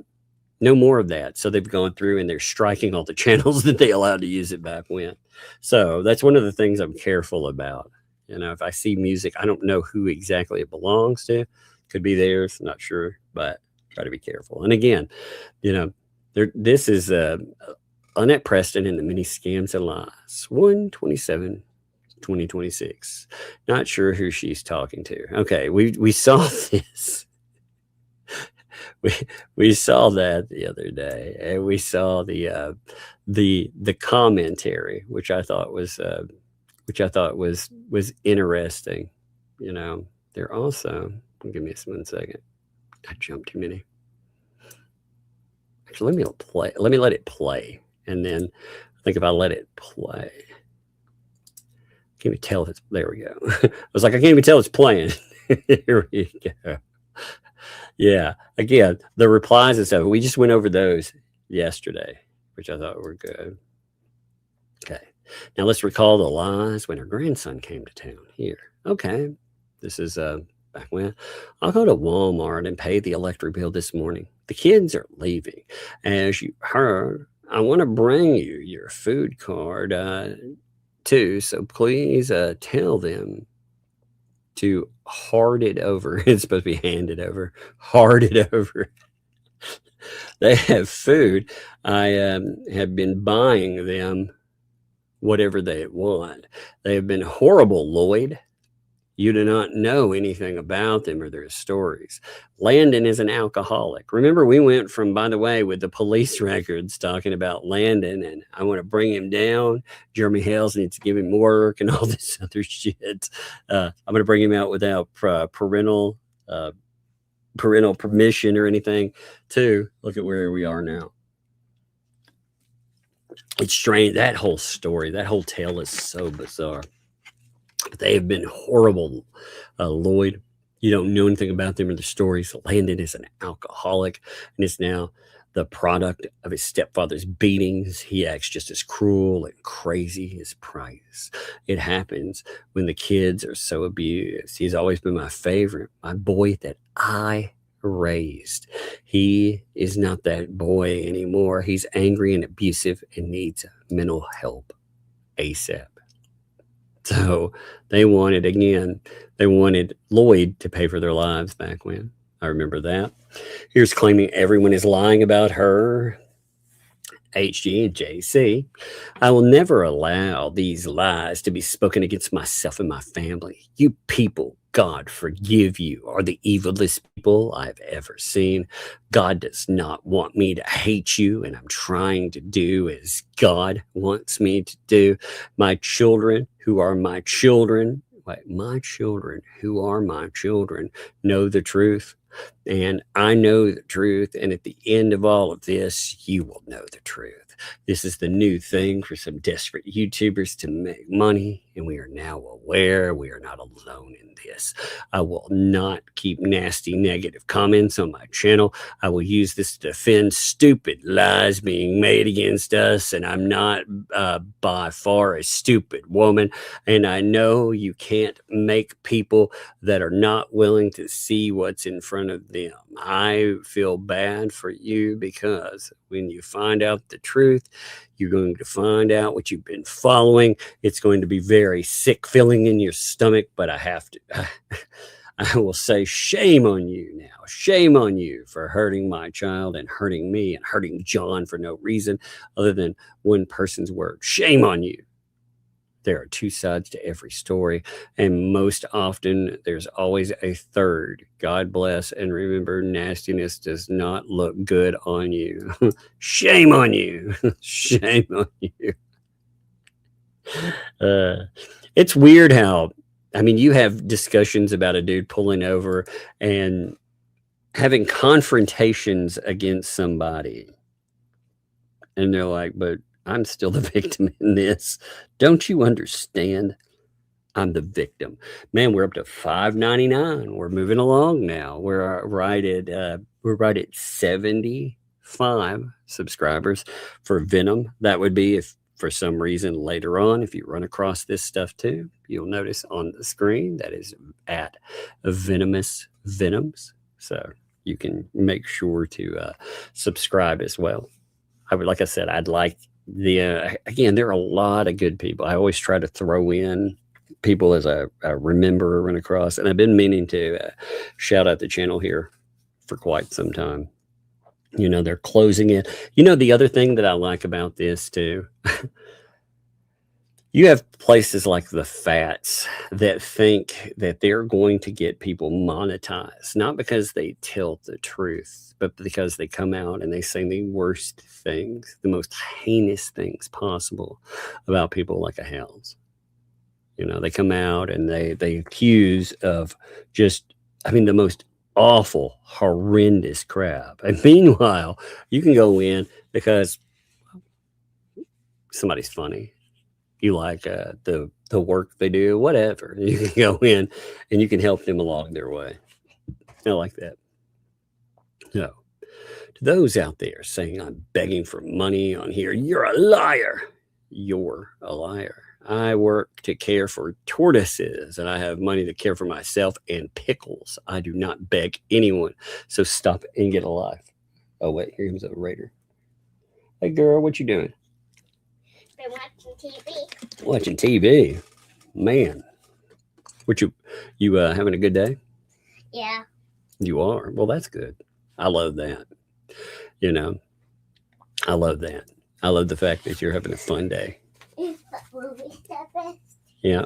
Did you have fun? Did you have fun visiting Gigi the other day? Yes. Oh yeah. Hey, by the way, hey, to note, Spirit Walker sent you your favorite color here. They sent you a yellow that would be $10 and said that was for you and your sister. Can you say Spirit Walker? There should be like a. I would thought like the one side it was our colors, you know what I mean? Mm-hmm. And one side was your color, and well, they color code them. They don't color code them because of they color code them for how much money it is. So it's not. They don't get to choose the color. You know. Then why is that one blue? Well, the blue ones are so much money. They're like the blue ones are like around $2, I think. Green is $5. You know, yellow is like around 10. Orange is 20. And then when they get up to the bigger ones, like $50 or $100, they turn red. Red. Yep, red. It's crazy ones. They're like, whoa, look at that. That's wild. You know? Yep. No, you haven't been on here in a minute. I know. Have you been good today, though? I know you watched what? You watched Dark Crystal earlier, right? Not the same Dark Crystal, because you know in the movie it has a baby and stuff. Uh-huh. But this just had the little puppet things. Yeah, the little puppets, uh-huh. Yeah, the Skeksis. Another world, another time. In the age of wonder. I didn't even see that. Did you like the Dark Crystal? That crystal was good. Yeah, I like it. But it wasn't the same Dark Crystal as last time. You know what I mean? What do you mean? No, I actually don't know what you mean. Because it didn't even have the baby in there. And you know the main point of the movie is taking the baby and get it back. Wait, what? No, the Dark Crystal isn't. Yeah. Yeah. It takes the baby. They take the baby. Or what are you talking about? They do. In the movie. I don't. Have you ever watched it? What, the Dark Crystal? No, I know the opening, you know. Do you remember when it opens and they show the big crystal and he's like, another world, another time. I know that. Huh? You know that one? Yeah. It's like 1,000 years ago, this land was green and good until the crystal cracked. Yep. Oh, that was good. That was good, but I didn't see the baby because the main point of the movie is getting the baby and come and get it back. That's not the main point of the movie. Okay. Well, come here, give me a hug, and then I got to finish this up. Love you. Love you too. Okay. Well, go do your thing. You can have that. You want to. Take it upstairs. Thanks for the Coke. Mm-hmm. Sissy. You want do you want this? No, I will get tomorrow. Okay. Well, I'll leave it plugged up for you, okay? Yeah, and you're the best. All right. You're the best, too. You're a great Dad. kid. You and Sister, you're great. Okay. Best Love you. Dad. You're welcome. Love you. Love you too. All right, go do your thing. Go have fun. It's about bedtime. You better go enjoy yourself. Okay. Close the door, too. Now I've got the Dark Crystal stuck in my head, you know? I've got that intro, you know? I want to keep going through it. I'm like, a single piece was lost, a shard of the crystal. Then strife began, and 2 new races appeared. Oh, Lord. She's thinking of Labyrinth. That's it. Yeah, thank you, Mad Hatter. That it just wouldn't Labyrinth. You guys are right. That's the baby one. All right. Yeah, that's what she was thinking of. You're right. We watched the Labyrinth a little while back. Man, I love the Labyrinth. You know, you remind me of the Babe. What Babe? The Babe with the power. What power? The power of voodoo. Hoodoo. You do what? Remind me of the Babe. I love that movie. I haven't watched it in a long time though, but I freaking love that movie. I've seen it so many times, man. Those songs, all that David Bowie in his way too tight pants are stuck in my head. Oh, I love that movie. Yeah, amazing soundtrack. It's good. That movie is just great. Period. You know, it's a it's so dark, but not. You know, I mean, there's some really like dark themes. I like that kind of. I like that kind of entertainment. I really loved the Jim Henson touch back in the day. And we had so many good shows back when. God, I miss that. I miss the fact that, you know, studios would take a chance on something like that too. You know, these days though, if they put out a movie like that, the budgets on them would be unreal. You know? Like these days, I feel like when they go to make a movie, like there has to be some kind of money laundering or something in effect. It's like, yeah, you want to make a small indie film, $5 million. Like, wait a minute, $5 million ain't an indie film. I can't even imagine. Oh, the never-ending story. I love that. Yeah, the never-ending story. Oh, I used to watch that a lot. I like that movie too. Oh, those are good. I can't remember if I'm pretty sure we watched both of them, but I can't remember the last time we watched them. I need to reimburse. You know, can't believe how old the movie. I know a lot of those movies are like that. You know, when it blows my mind when I'm sitting down and I'm watching something like The Thing, for example. From 1982, you know, I'm like, yeah, that's a classic, right? But it's like, and that's not a classic anymore. You know, we're talking about movies that are rolling up on 50 years. You know, you're getting closer. I mean, you bypassed 40 already. That starts to blow your mind. You know, it's like, wow, is it really that old? Anyway, let's finish these. We can talk some movies in a minute while we're going through some super chats, you know. But I do, like I said, I want to see Venomous Venoms here. I want to see them finish up. Yeah, actually, Emma, that's a good point too. Movies used to be made to entertain, and now they're made to make money. Well, there's a lot of it's because a lot of what we see that makes it to the screen, you know, they're heavily dominated by just major players in the film. Less and less would fall into indie film, you know. Every now and then you'll see a film come along where somebody makes it for not a lot of money, and yet, like there was a movie called Stakeland that came out. Stakeland, what was it? So Stakeland was made for, if you've never seen it, it's about a world overrun by vampires, right? And the effects and everything else, it's done very well. But the guy who made it, he's the main actor in it. He does all these effects. I mean, it's really good when you consider that it was one person's passion project. But even that movie back when, to make it, it's considered low budget, but it was made for, let me see, I can't remember the year that came out. I think it came out in 2010. And at the time, it's still, for a low budget movie, that was $625,000. You know, and nowadays, can you imagine a movie made for under $1 million? That movie, by the way, if you've never seen it, I like that movie. It's very good. I enjoy it, but it's amazing. It's a passion project, you know. All right, let's finish this up here. But again, make sure, as far as Venomous, I pinned to the top of the chat if people would go check them out. We've got 635 people so far. So we've had over 100 people boost in there. Like I said, I appreciate them. They do a lot of research. You know, there are a lot of people that do.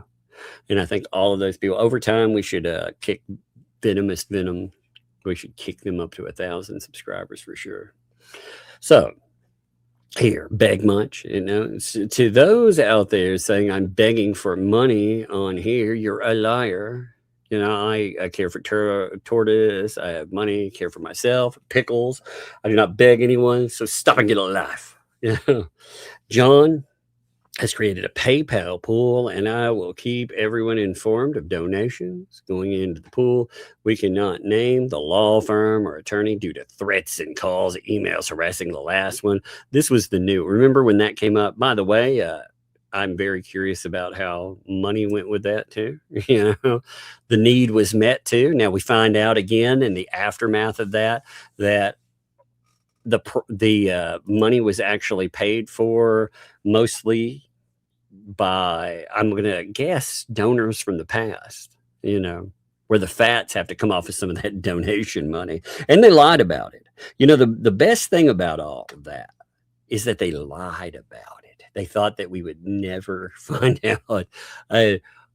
I loved knowing that that was true. See, when we talked about that back when, you notice when the fats came out and they were like, no, you know, and I was like, well, maybe it went this way.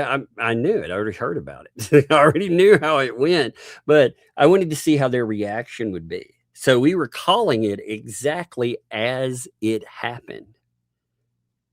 We knew how it had happened, but I wanted to see the reaction the fats would have. So if you go back to then, you know, and you look at everything back when we were speculating at it, we knew. We absolutely knew what had happened. We knew that she had paid for it, but we wanted to game them and see if they would admit to it. Oh yeah, Kitty, Farscape. Oh man, Farscape's a great show. It's absolutely a great show. Ben Browder. Oh, I love him. No. Remember, they talk about the fact that they never beg. They don't go over it. You know what? I may finish this up tomorrow. There's something I want to read tomorrow. I may finish all that tomorrow. I'm kind of... Actually, you know what? I think everybody should check out the channel there. I think we should talk about some... we should go through Super Chats. And actually, it's been 2 hours already. You know, for a Saturday. By the way, around 2,100 of you made it here today. That's really good for Saturday. Saturdays suck for numbers, you know. They always do. So there's many things you can do on Saturdays. Being here, appreciate you. So let's check out some Super Chats real quick. Maxlab, thanks for the Super Chat there. Kicking it off. Appreciate you, my friend. Thank you, sir. Fallen Hero, always here, man. Thank you. Dropping that gifto too. Thank you. Appreciate that. Appreciate the support. And again, support both really 3 ways there. Spreading the channel from someone else, but always being here too, my friend. Thank you. SF, thanks for 5. HOAs need to be outlawed. That's right. I hate homeowners associations. I do. I've seen very few that really consider the needs of the people that have them. Oh, what I was talking about too. So check this out. I'm gonna pull up the thing about this. So there was a discussion about it. I screenshot and I actually posted it. That way, 1 minute here. You can say, and there's a Daily Mail article on it too, if you're curious about it. But then they were talking about, so a family in Nashville, Tennessee was threatened with fines by the HOA for using a generator to heat their home during a severe winter storm that left thousands without power. It's not thousands, by the way. It was hundreds of thousands without power. So just to note, it wasn't like small time. We're still, and there's new ones rolling in. It's crazy, isn't it? Emma, thanks to do. HOAs sound like they're run by Karen. So they're definitely, a lot of times what you find is they're ran by people that they want to be stickler with rules or they want to collect money. You know, a lot of times what you see is the money isn't really going to anything. It goes to stated causes like, hey, we upkeep a lawn or we do this or that. But oftentimes when people start questioning what dues go to, what they find out is there's a lot of money that, especially fines that, again, where do they go? That's where you get into some interesting discussion. They also, homeowners associations are oftentimes given so much power, they can not only file lawsuits, but in certain places, they can actually try to take your home from you. And sometimes that's hidden in the contracts, or it's not even stipulated correctly. There's all kinds of lawsuits over those. Are amazing to watch. Charles, thanks for the 5. Common sense is not a flower that blooms in every garden. Indeed. Indeed. A lot of people find it to be poison too. I mean, that's funny. Speaking of flowers, I was working on some pictures the other day, and check these out. These are actually kind of cool. The flower thing made me think about this. Give me a second. I'm downloading them. I was going over, there's a book series it's a comic book series. It's called Manifest Destiny. It's actually a pretty good one. It's about Lewis and Clark. Only Lewis and Clark weren't really out there making peace and exploring. They were actually looking for monsters in the United States. It's kind of an interesting, but in there, they had these little skull flowers. So I was playing with that. Look at the little, I thought they was really cool. So I was playing with the idea. It's like, wait a minute, what are these? But I was playing with those. When you said flower, it made me think of it. Kiwi Crypt Keeper, thanks for the 2. Does anyone know how the audit of 2L has started? How the audit of 2L started? Are you talking about the audit before? Well, it depends on what you're talking about. If you're talking about an audit, there's been no audit that's actually transpired. There has been the discussion of an audit for bankruptcy. Again, if they are hiding money that is Lynette Preston's money, they're sitting on it. That's the courts would see if she had been given over $100,000 and that money not utilized, then that would bring up some serious questions. Again, why doesn't she have those assets? Because they were given to Lynette Preston. Remember, again, if you look at other cases, it doesn't matter. Like they played the semantic game about how the money was given to them, for state. No, she doesn't have a guardian. So you can't say, hey, I'm safeguarding this money for someone else. It just doesn't work that way. We've been through that, but there's not been an audit yet on it. Now, the other thing with Only Me's claim of an audit, he stated that when pressure was applied to Stupid Dave, and then he backed off of that really quick. So there really hasn't ever been, unless unless something has happened that I am not aware of in the last little bit, there has never been an actual audit. William, thanks for the vibe. My prediction: all the money was lost in a snowstorm. Yep, that's what I figured happened too. I figured it was they didn't trust banks. They were keeping it under a mattress, and it all just blew away. It's a story as old as time, right? Such a sad one too. Such a sad tale. It's so funny. It blew away in a snowstorm indeed. What in the world? That's weird. All right.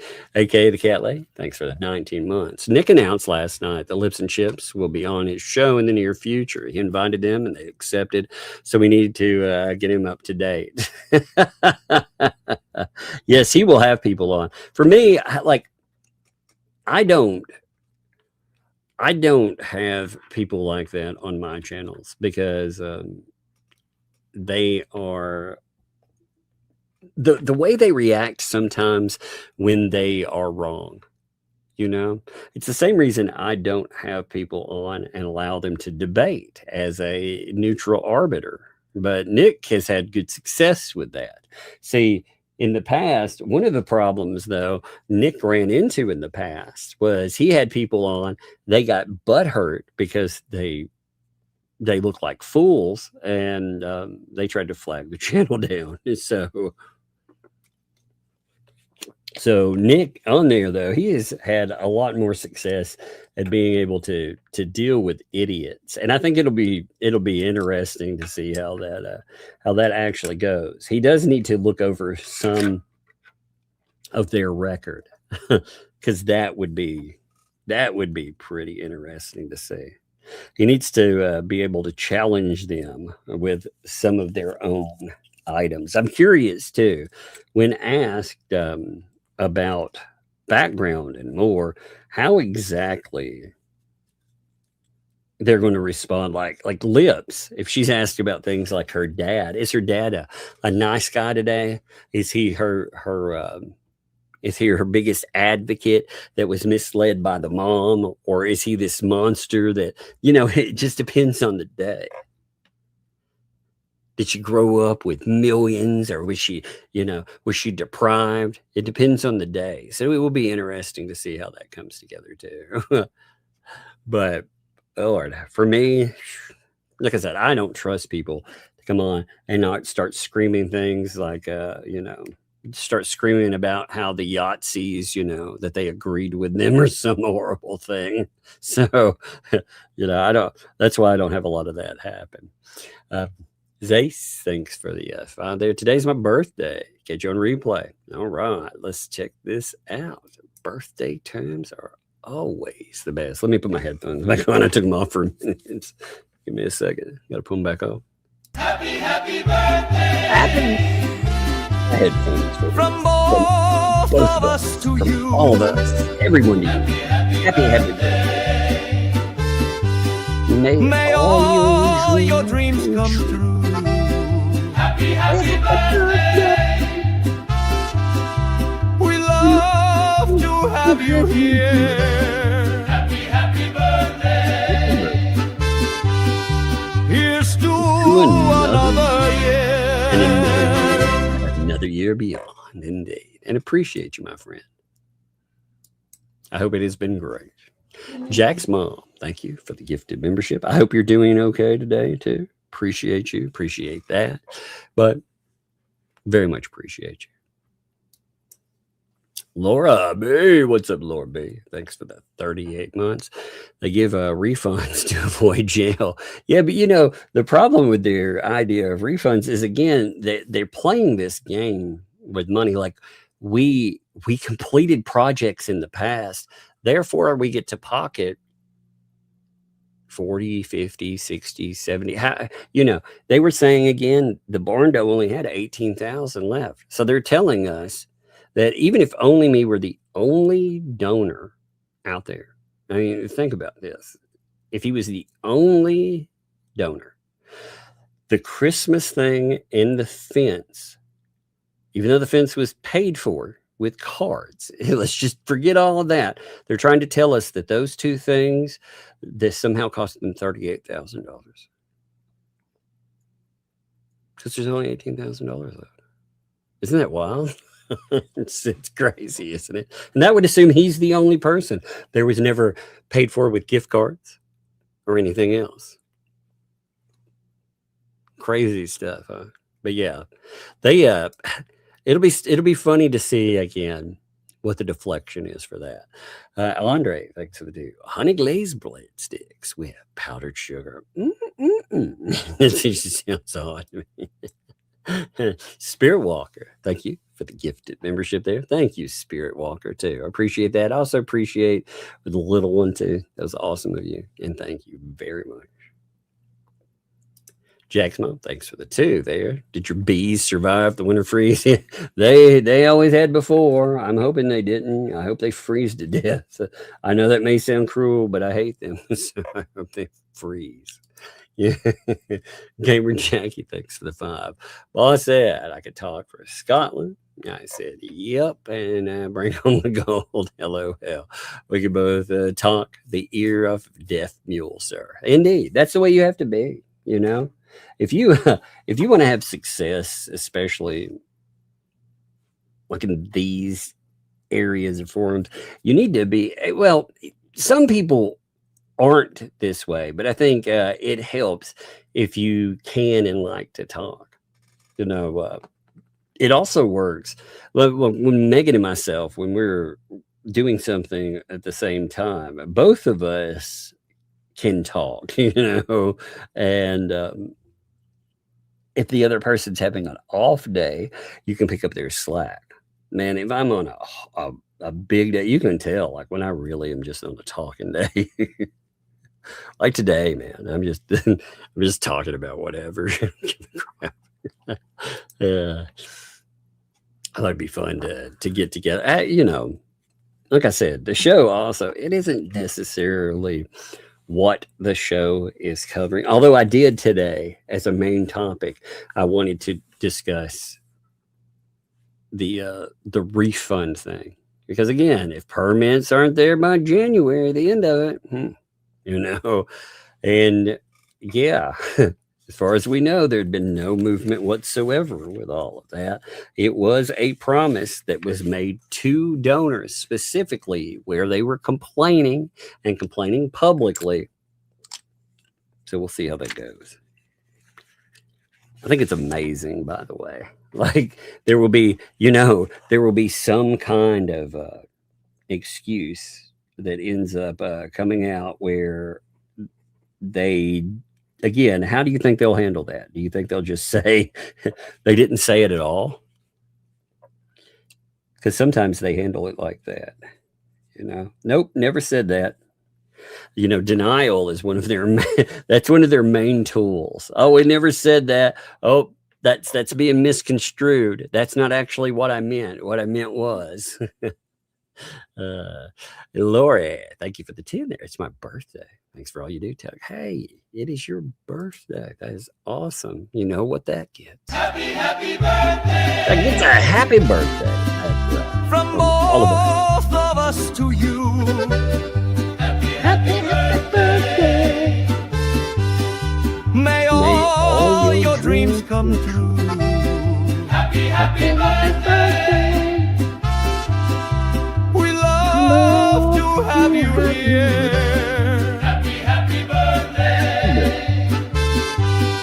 Here's to another year.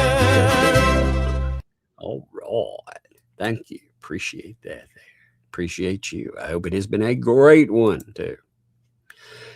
Spirit Walker, thank you for this, by the way. Thank you for the little one. She loves that stuff, so thank you.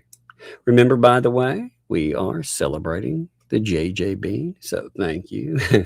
Winky Dink, thank you for celebrating in honor of JJ Bean. That's right. Andre, thanks for the 2 there. All for the kiddos, candy and lip gloss. I'll have to show her that one too, man. I knew there was another, and I was like, who was that? It just slipped my mind. Thank you there. Suzanne, thanks for the Bible. Happy pretend birthday, JJ Bean. Yeah, it's pre-birthday. Happy pre-birthday. Spirit Walker, thanks for the 2 there. Happy birthday to JJ Bean. That's right. Exactly there. Rug Mama, thanks for the 2. Happy birthday to my sort of BFF, JJ Bean. Sort of. I like that. You're sort of BFF. Scott, what's up, man? Scott from West Tennessee. Thanks for the 5 there. Happy birthday to the JJ Bean, LL Bean, Coffee Bean, and the Kidney Bean. Yes, any bean you can think of. I love it. William, thanks for the 5. Even if service stated Paint Chips Jr., he would claim it's not him. He never uses Junior. Yeah. The whole plot there is to waste resources and time. It's a game they play a lot. They play a lot when people sue them. See, that's why, like I said, people bring them in because they create chaos. They do damage. Unfortunately, they don't always help the people that bring them in. So we'll see how that goes, because that doesn't always play well. I mean, again, too, you never know. What sucks about courts is you can have laws for something, but it's open to judicial interpretation of what happens as well. So bizarre and crazy. I think it's wild to see some of these people, like, again, paint chips, and that's why they try their best to intimidate people. That's why folks like a Rekieta, like myself to a degree, I'm not as just brazen as a Rekieta, but you have people who just don't give a shit in their own way. I'll call out when they try to threaten or try to harm my reputation. I'll note it, but I just don't care. Like, it's not like they can hurt me. And if they have no power like that, then I think that really bothers them.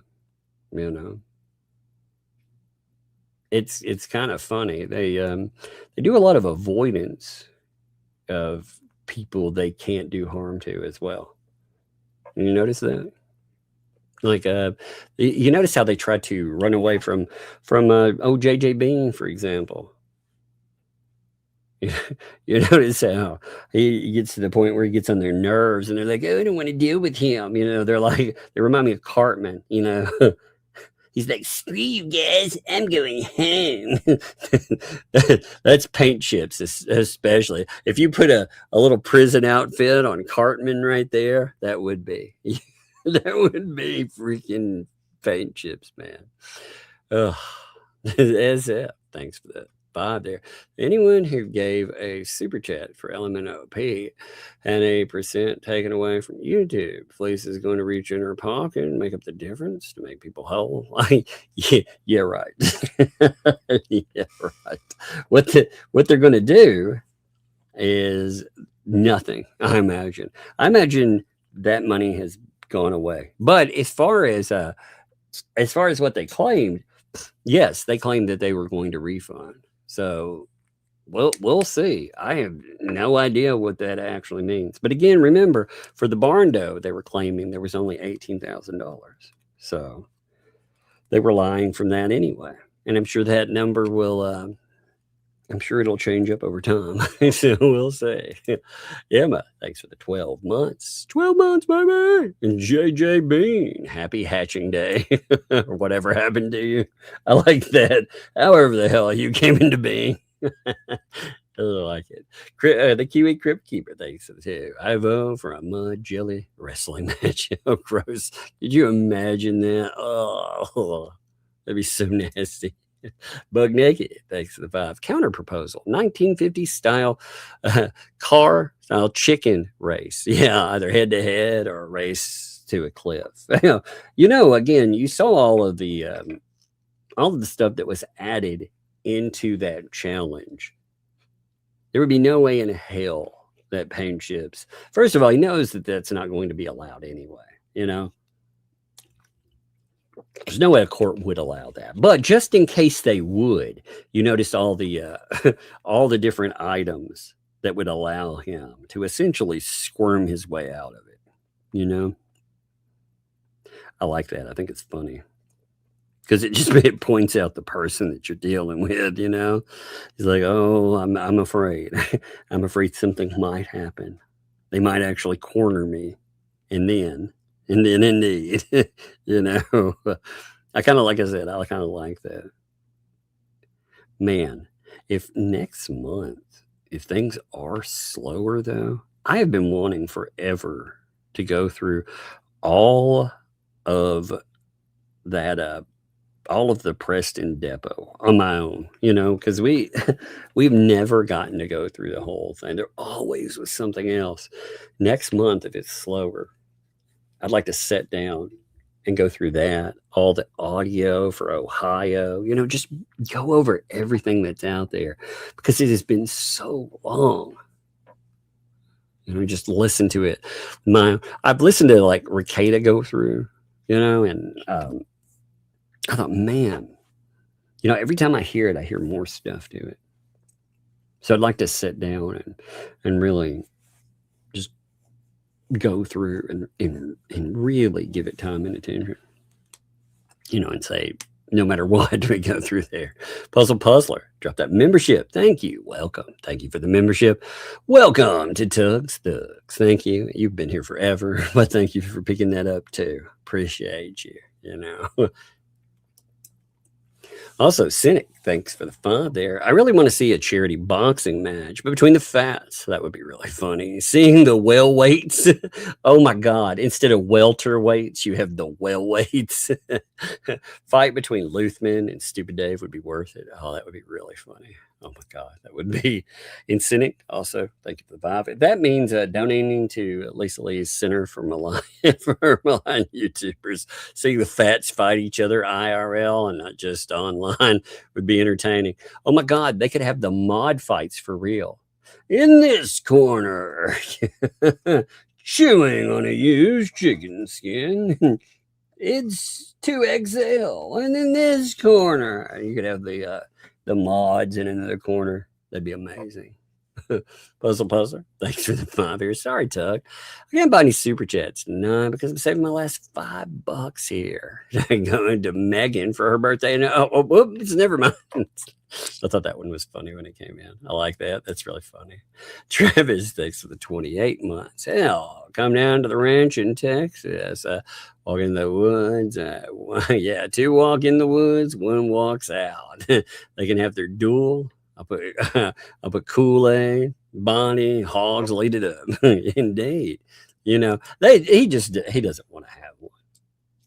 Again, if a judge were like, yeah, this is allowed. You notice there's caveats and conditions where he could be like, no. I don't approve of the insurance thing. I don't approve of that. Stuff like that. Travis, thanks for the heck. I can still neck test here in Texas. Well, there are rules and conditions though with any type of fight. You can defend yourself and your property. There's a lot of wide open, but again, they don't allow us to settle our disputes. Oh, like it was the 1800s,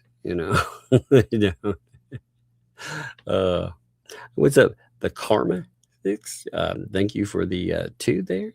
There's no statement attached, but that is plenty of statement and backing. Thank you.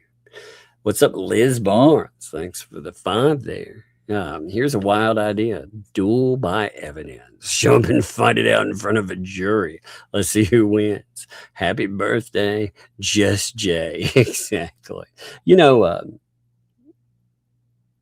What you proposed there is what do they call that? Oh, a court hearing. Yeah, it would be fun. That is an interesting idea. And while stated, it may sound like sarcasm what I'm saying, but no, he's avoided that. Trial by evidence. Yeah, he's avoided that like the plague. So. DJ Radis, thanks. Have you seen your and Megan's fight intro, mate? Now I saw the other one. I haven't seen it yet. I'll go check it out and see it and look at it. That's got to be entertaining. The other one was funny. I like it. What's up, Fallen Hero? Thanks for the dude. Am I scary? You're scary. You're spooky with that upside down face. I like talking about the movies like The Labyrinth here, which we're about to get into, by the way. The Labyrinth, the Dark Crystal. I also, what is that movie by Dario Argento that has Jennifer Connelly in it? It's like she can call insects to her. It's such a bizarre movie.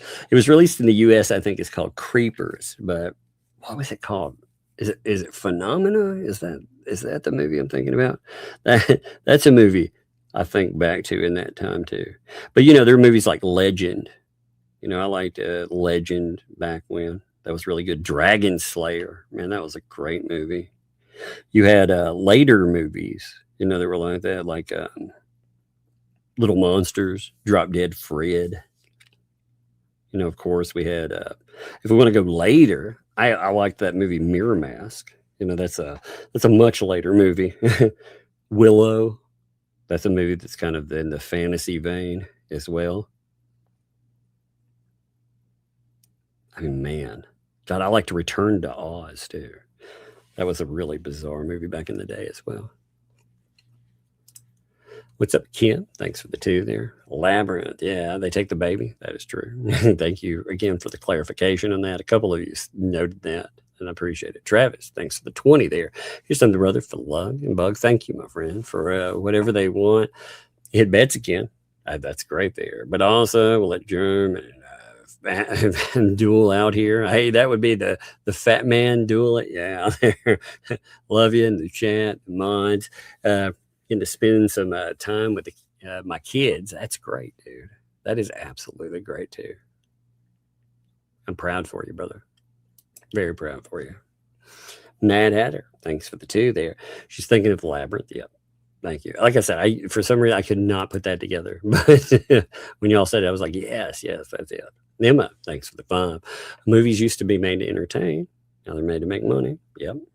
Indeed. You know, I mean, look at some of the movies, even the big corporate ones, like Gremlins, for example. They were fun. You know, they weren't by the books. That's why I didn't like studios taking over things like Star Wars. You know, when Disney took it over, it was just awful, formulaic, boring. You know, it just didn't feel like it used to be, you know. What's up, Shale? Yesterday's vintage. Thanks for the 5 there. I remember Sunday afternoons we'd watch old Godzilla. Yeah, heck yeah. The evenings before bed was Disney. Oh man, I used to love that. I used to love watching. You'd have Channel 8 at the time. You know, that would be the public broadcast station. You know, they would play on Sundays. They'd play old martial arts films, and they'd have old Godzilla movies on there and stuff like that. I used to love that stuff, man, back in the day. I described that to my kids too. I was telling them about, you know, back in the day, we only had a handful of channels.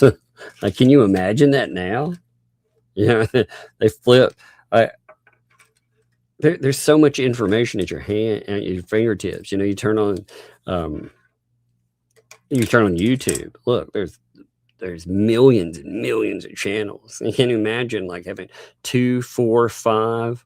You know, it used to be like 8, 17, and 30. So that was about it. You know, you had when Fox came late into the game, but so bizarre to think back to. Lorraine, thanks. I lurk a V. Thank you.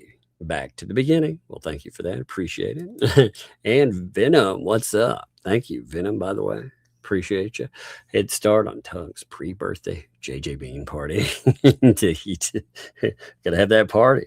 Woohoo! Let's see. See if there's anybody else I missed. I saw 1 second. I do see a couple of references popping up here. Hey, Cheryl, it's 5 there. Hey, it's your 75th birthday. That's awesome, Cheryl. I love being able to celebrate birthdays with you folks. Happy birthday! And that's awesome. From all of us to you. Happy birthday. Happy birthday. May all your dreams come true. Happy birthday. We love to have you here. Happy birthday. Here's to another year. And happy birthday to you. That's awesome. And I appreciate you quite a bit. You know, some of you, man, you know, it feels like we've been covering this story for a million years. And as we've covered it, like I said, I've gotten to know quite a few of you folks. And so many of you you're awesome people. I feel privileged in that, you know. I do. I feel privileged in getting to know, like I said, just so many good people. Like, that's the positive in this. When people talk about the negatives to this story, yes, there are negatives for sure. There are horrible people that are involved in this stuff. But the positives are there are so many good people that are involved that, you know, they want something positive to happen. They want good outcomes. And God, I even on the other side of, you know, early on especially, I think nowadays you have to be just like a hardcore, almost cultist to stick with those nut jobs over there. But in the early days of that, I hear people talk about, you know, when they gave money for whether it's a barn dough or a memorial or whatever, and it, you know, it looks like a lot of people's, their hearts were in the right place. It's just they were terribly misinformed about what was going on. But, you know, they were trying. They did try. And I kind of feel bad for people then. You know, but nowadays, not so much. Nowadays, a lot of these people, again, they're not new to this. This has been going on a while, so I'm not sure how you could look at it for you. Hey, is ace. So it's your birthday too? Awesome. Let me bust you out one as well. Man, there's a few birthdays out there. I'm happy to be able, like I said, to celebrate them with you.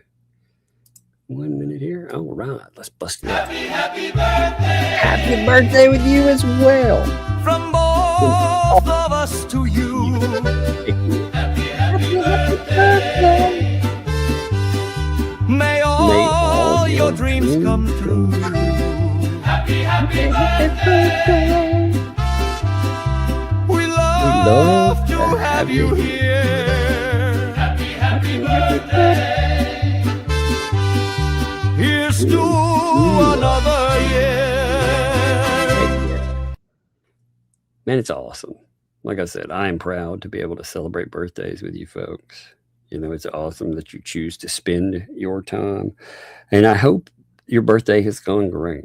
I hope despite the weather and everything else, because it is awful here. I hope it has been good for you or in spite of that, not despite, but in spite of that, I hope it's still going great. You know, it's been a January, despite all the weird health stuff, you know, had to roll through. I think it's been a pretty good month. You know, there's been a lot of crazy, a lot of chaos. These people have tried to make some really horrific accusations, daring it too. You know, they've tried to take it to another level. I mean, when you're accusing somebody of some of the worst things that you can, like I said, Lips tried to take this to another level, you know, in order to, as she said, she wants a monetized channel. She made it very clear that the purpose for doing this, she didn't note it was for justice or calling out some issue. She wants a monetized channel. She said that just straight up, which is wild when you think about it. But today, as with all Saturdays, I'm going to refer you over to Flashcast. I always send you over there with the note that if you offend, do not go over there and be offended. Remember, offense is not given, it is taken, you know, so don't take offense to things. But if you want to go, you want to, again, they discuss social topics, politics, whatever. But they allow anybody to say whatever. So if you want to go actually argue, have fun time, and laugh at some really stupid things that go on, go have a good one. But I'm going to bounce here. I appreciate you. I think we will be on normally. We do for Sundays. We start either 3 to 4 hours early. I'm not sure which one we'll do. It depends on what I decide we're going to cover, but we will see you tomorrow. That will be a brand new month. So I'm going to be hitting it hard too. I need to find something to celebrate that day. You know, it's always good to stack the month early, you know, with whatever we're going to talk about. But this has been good. I appreciate you all again continually, and we will see you. Thanks.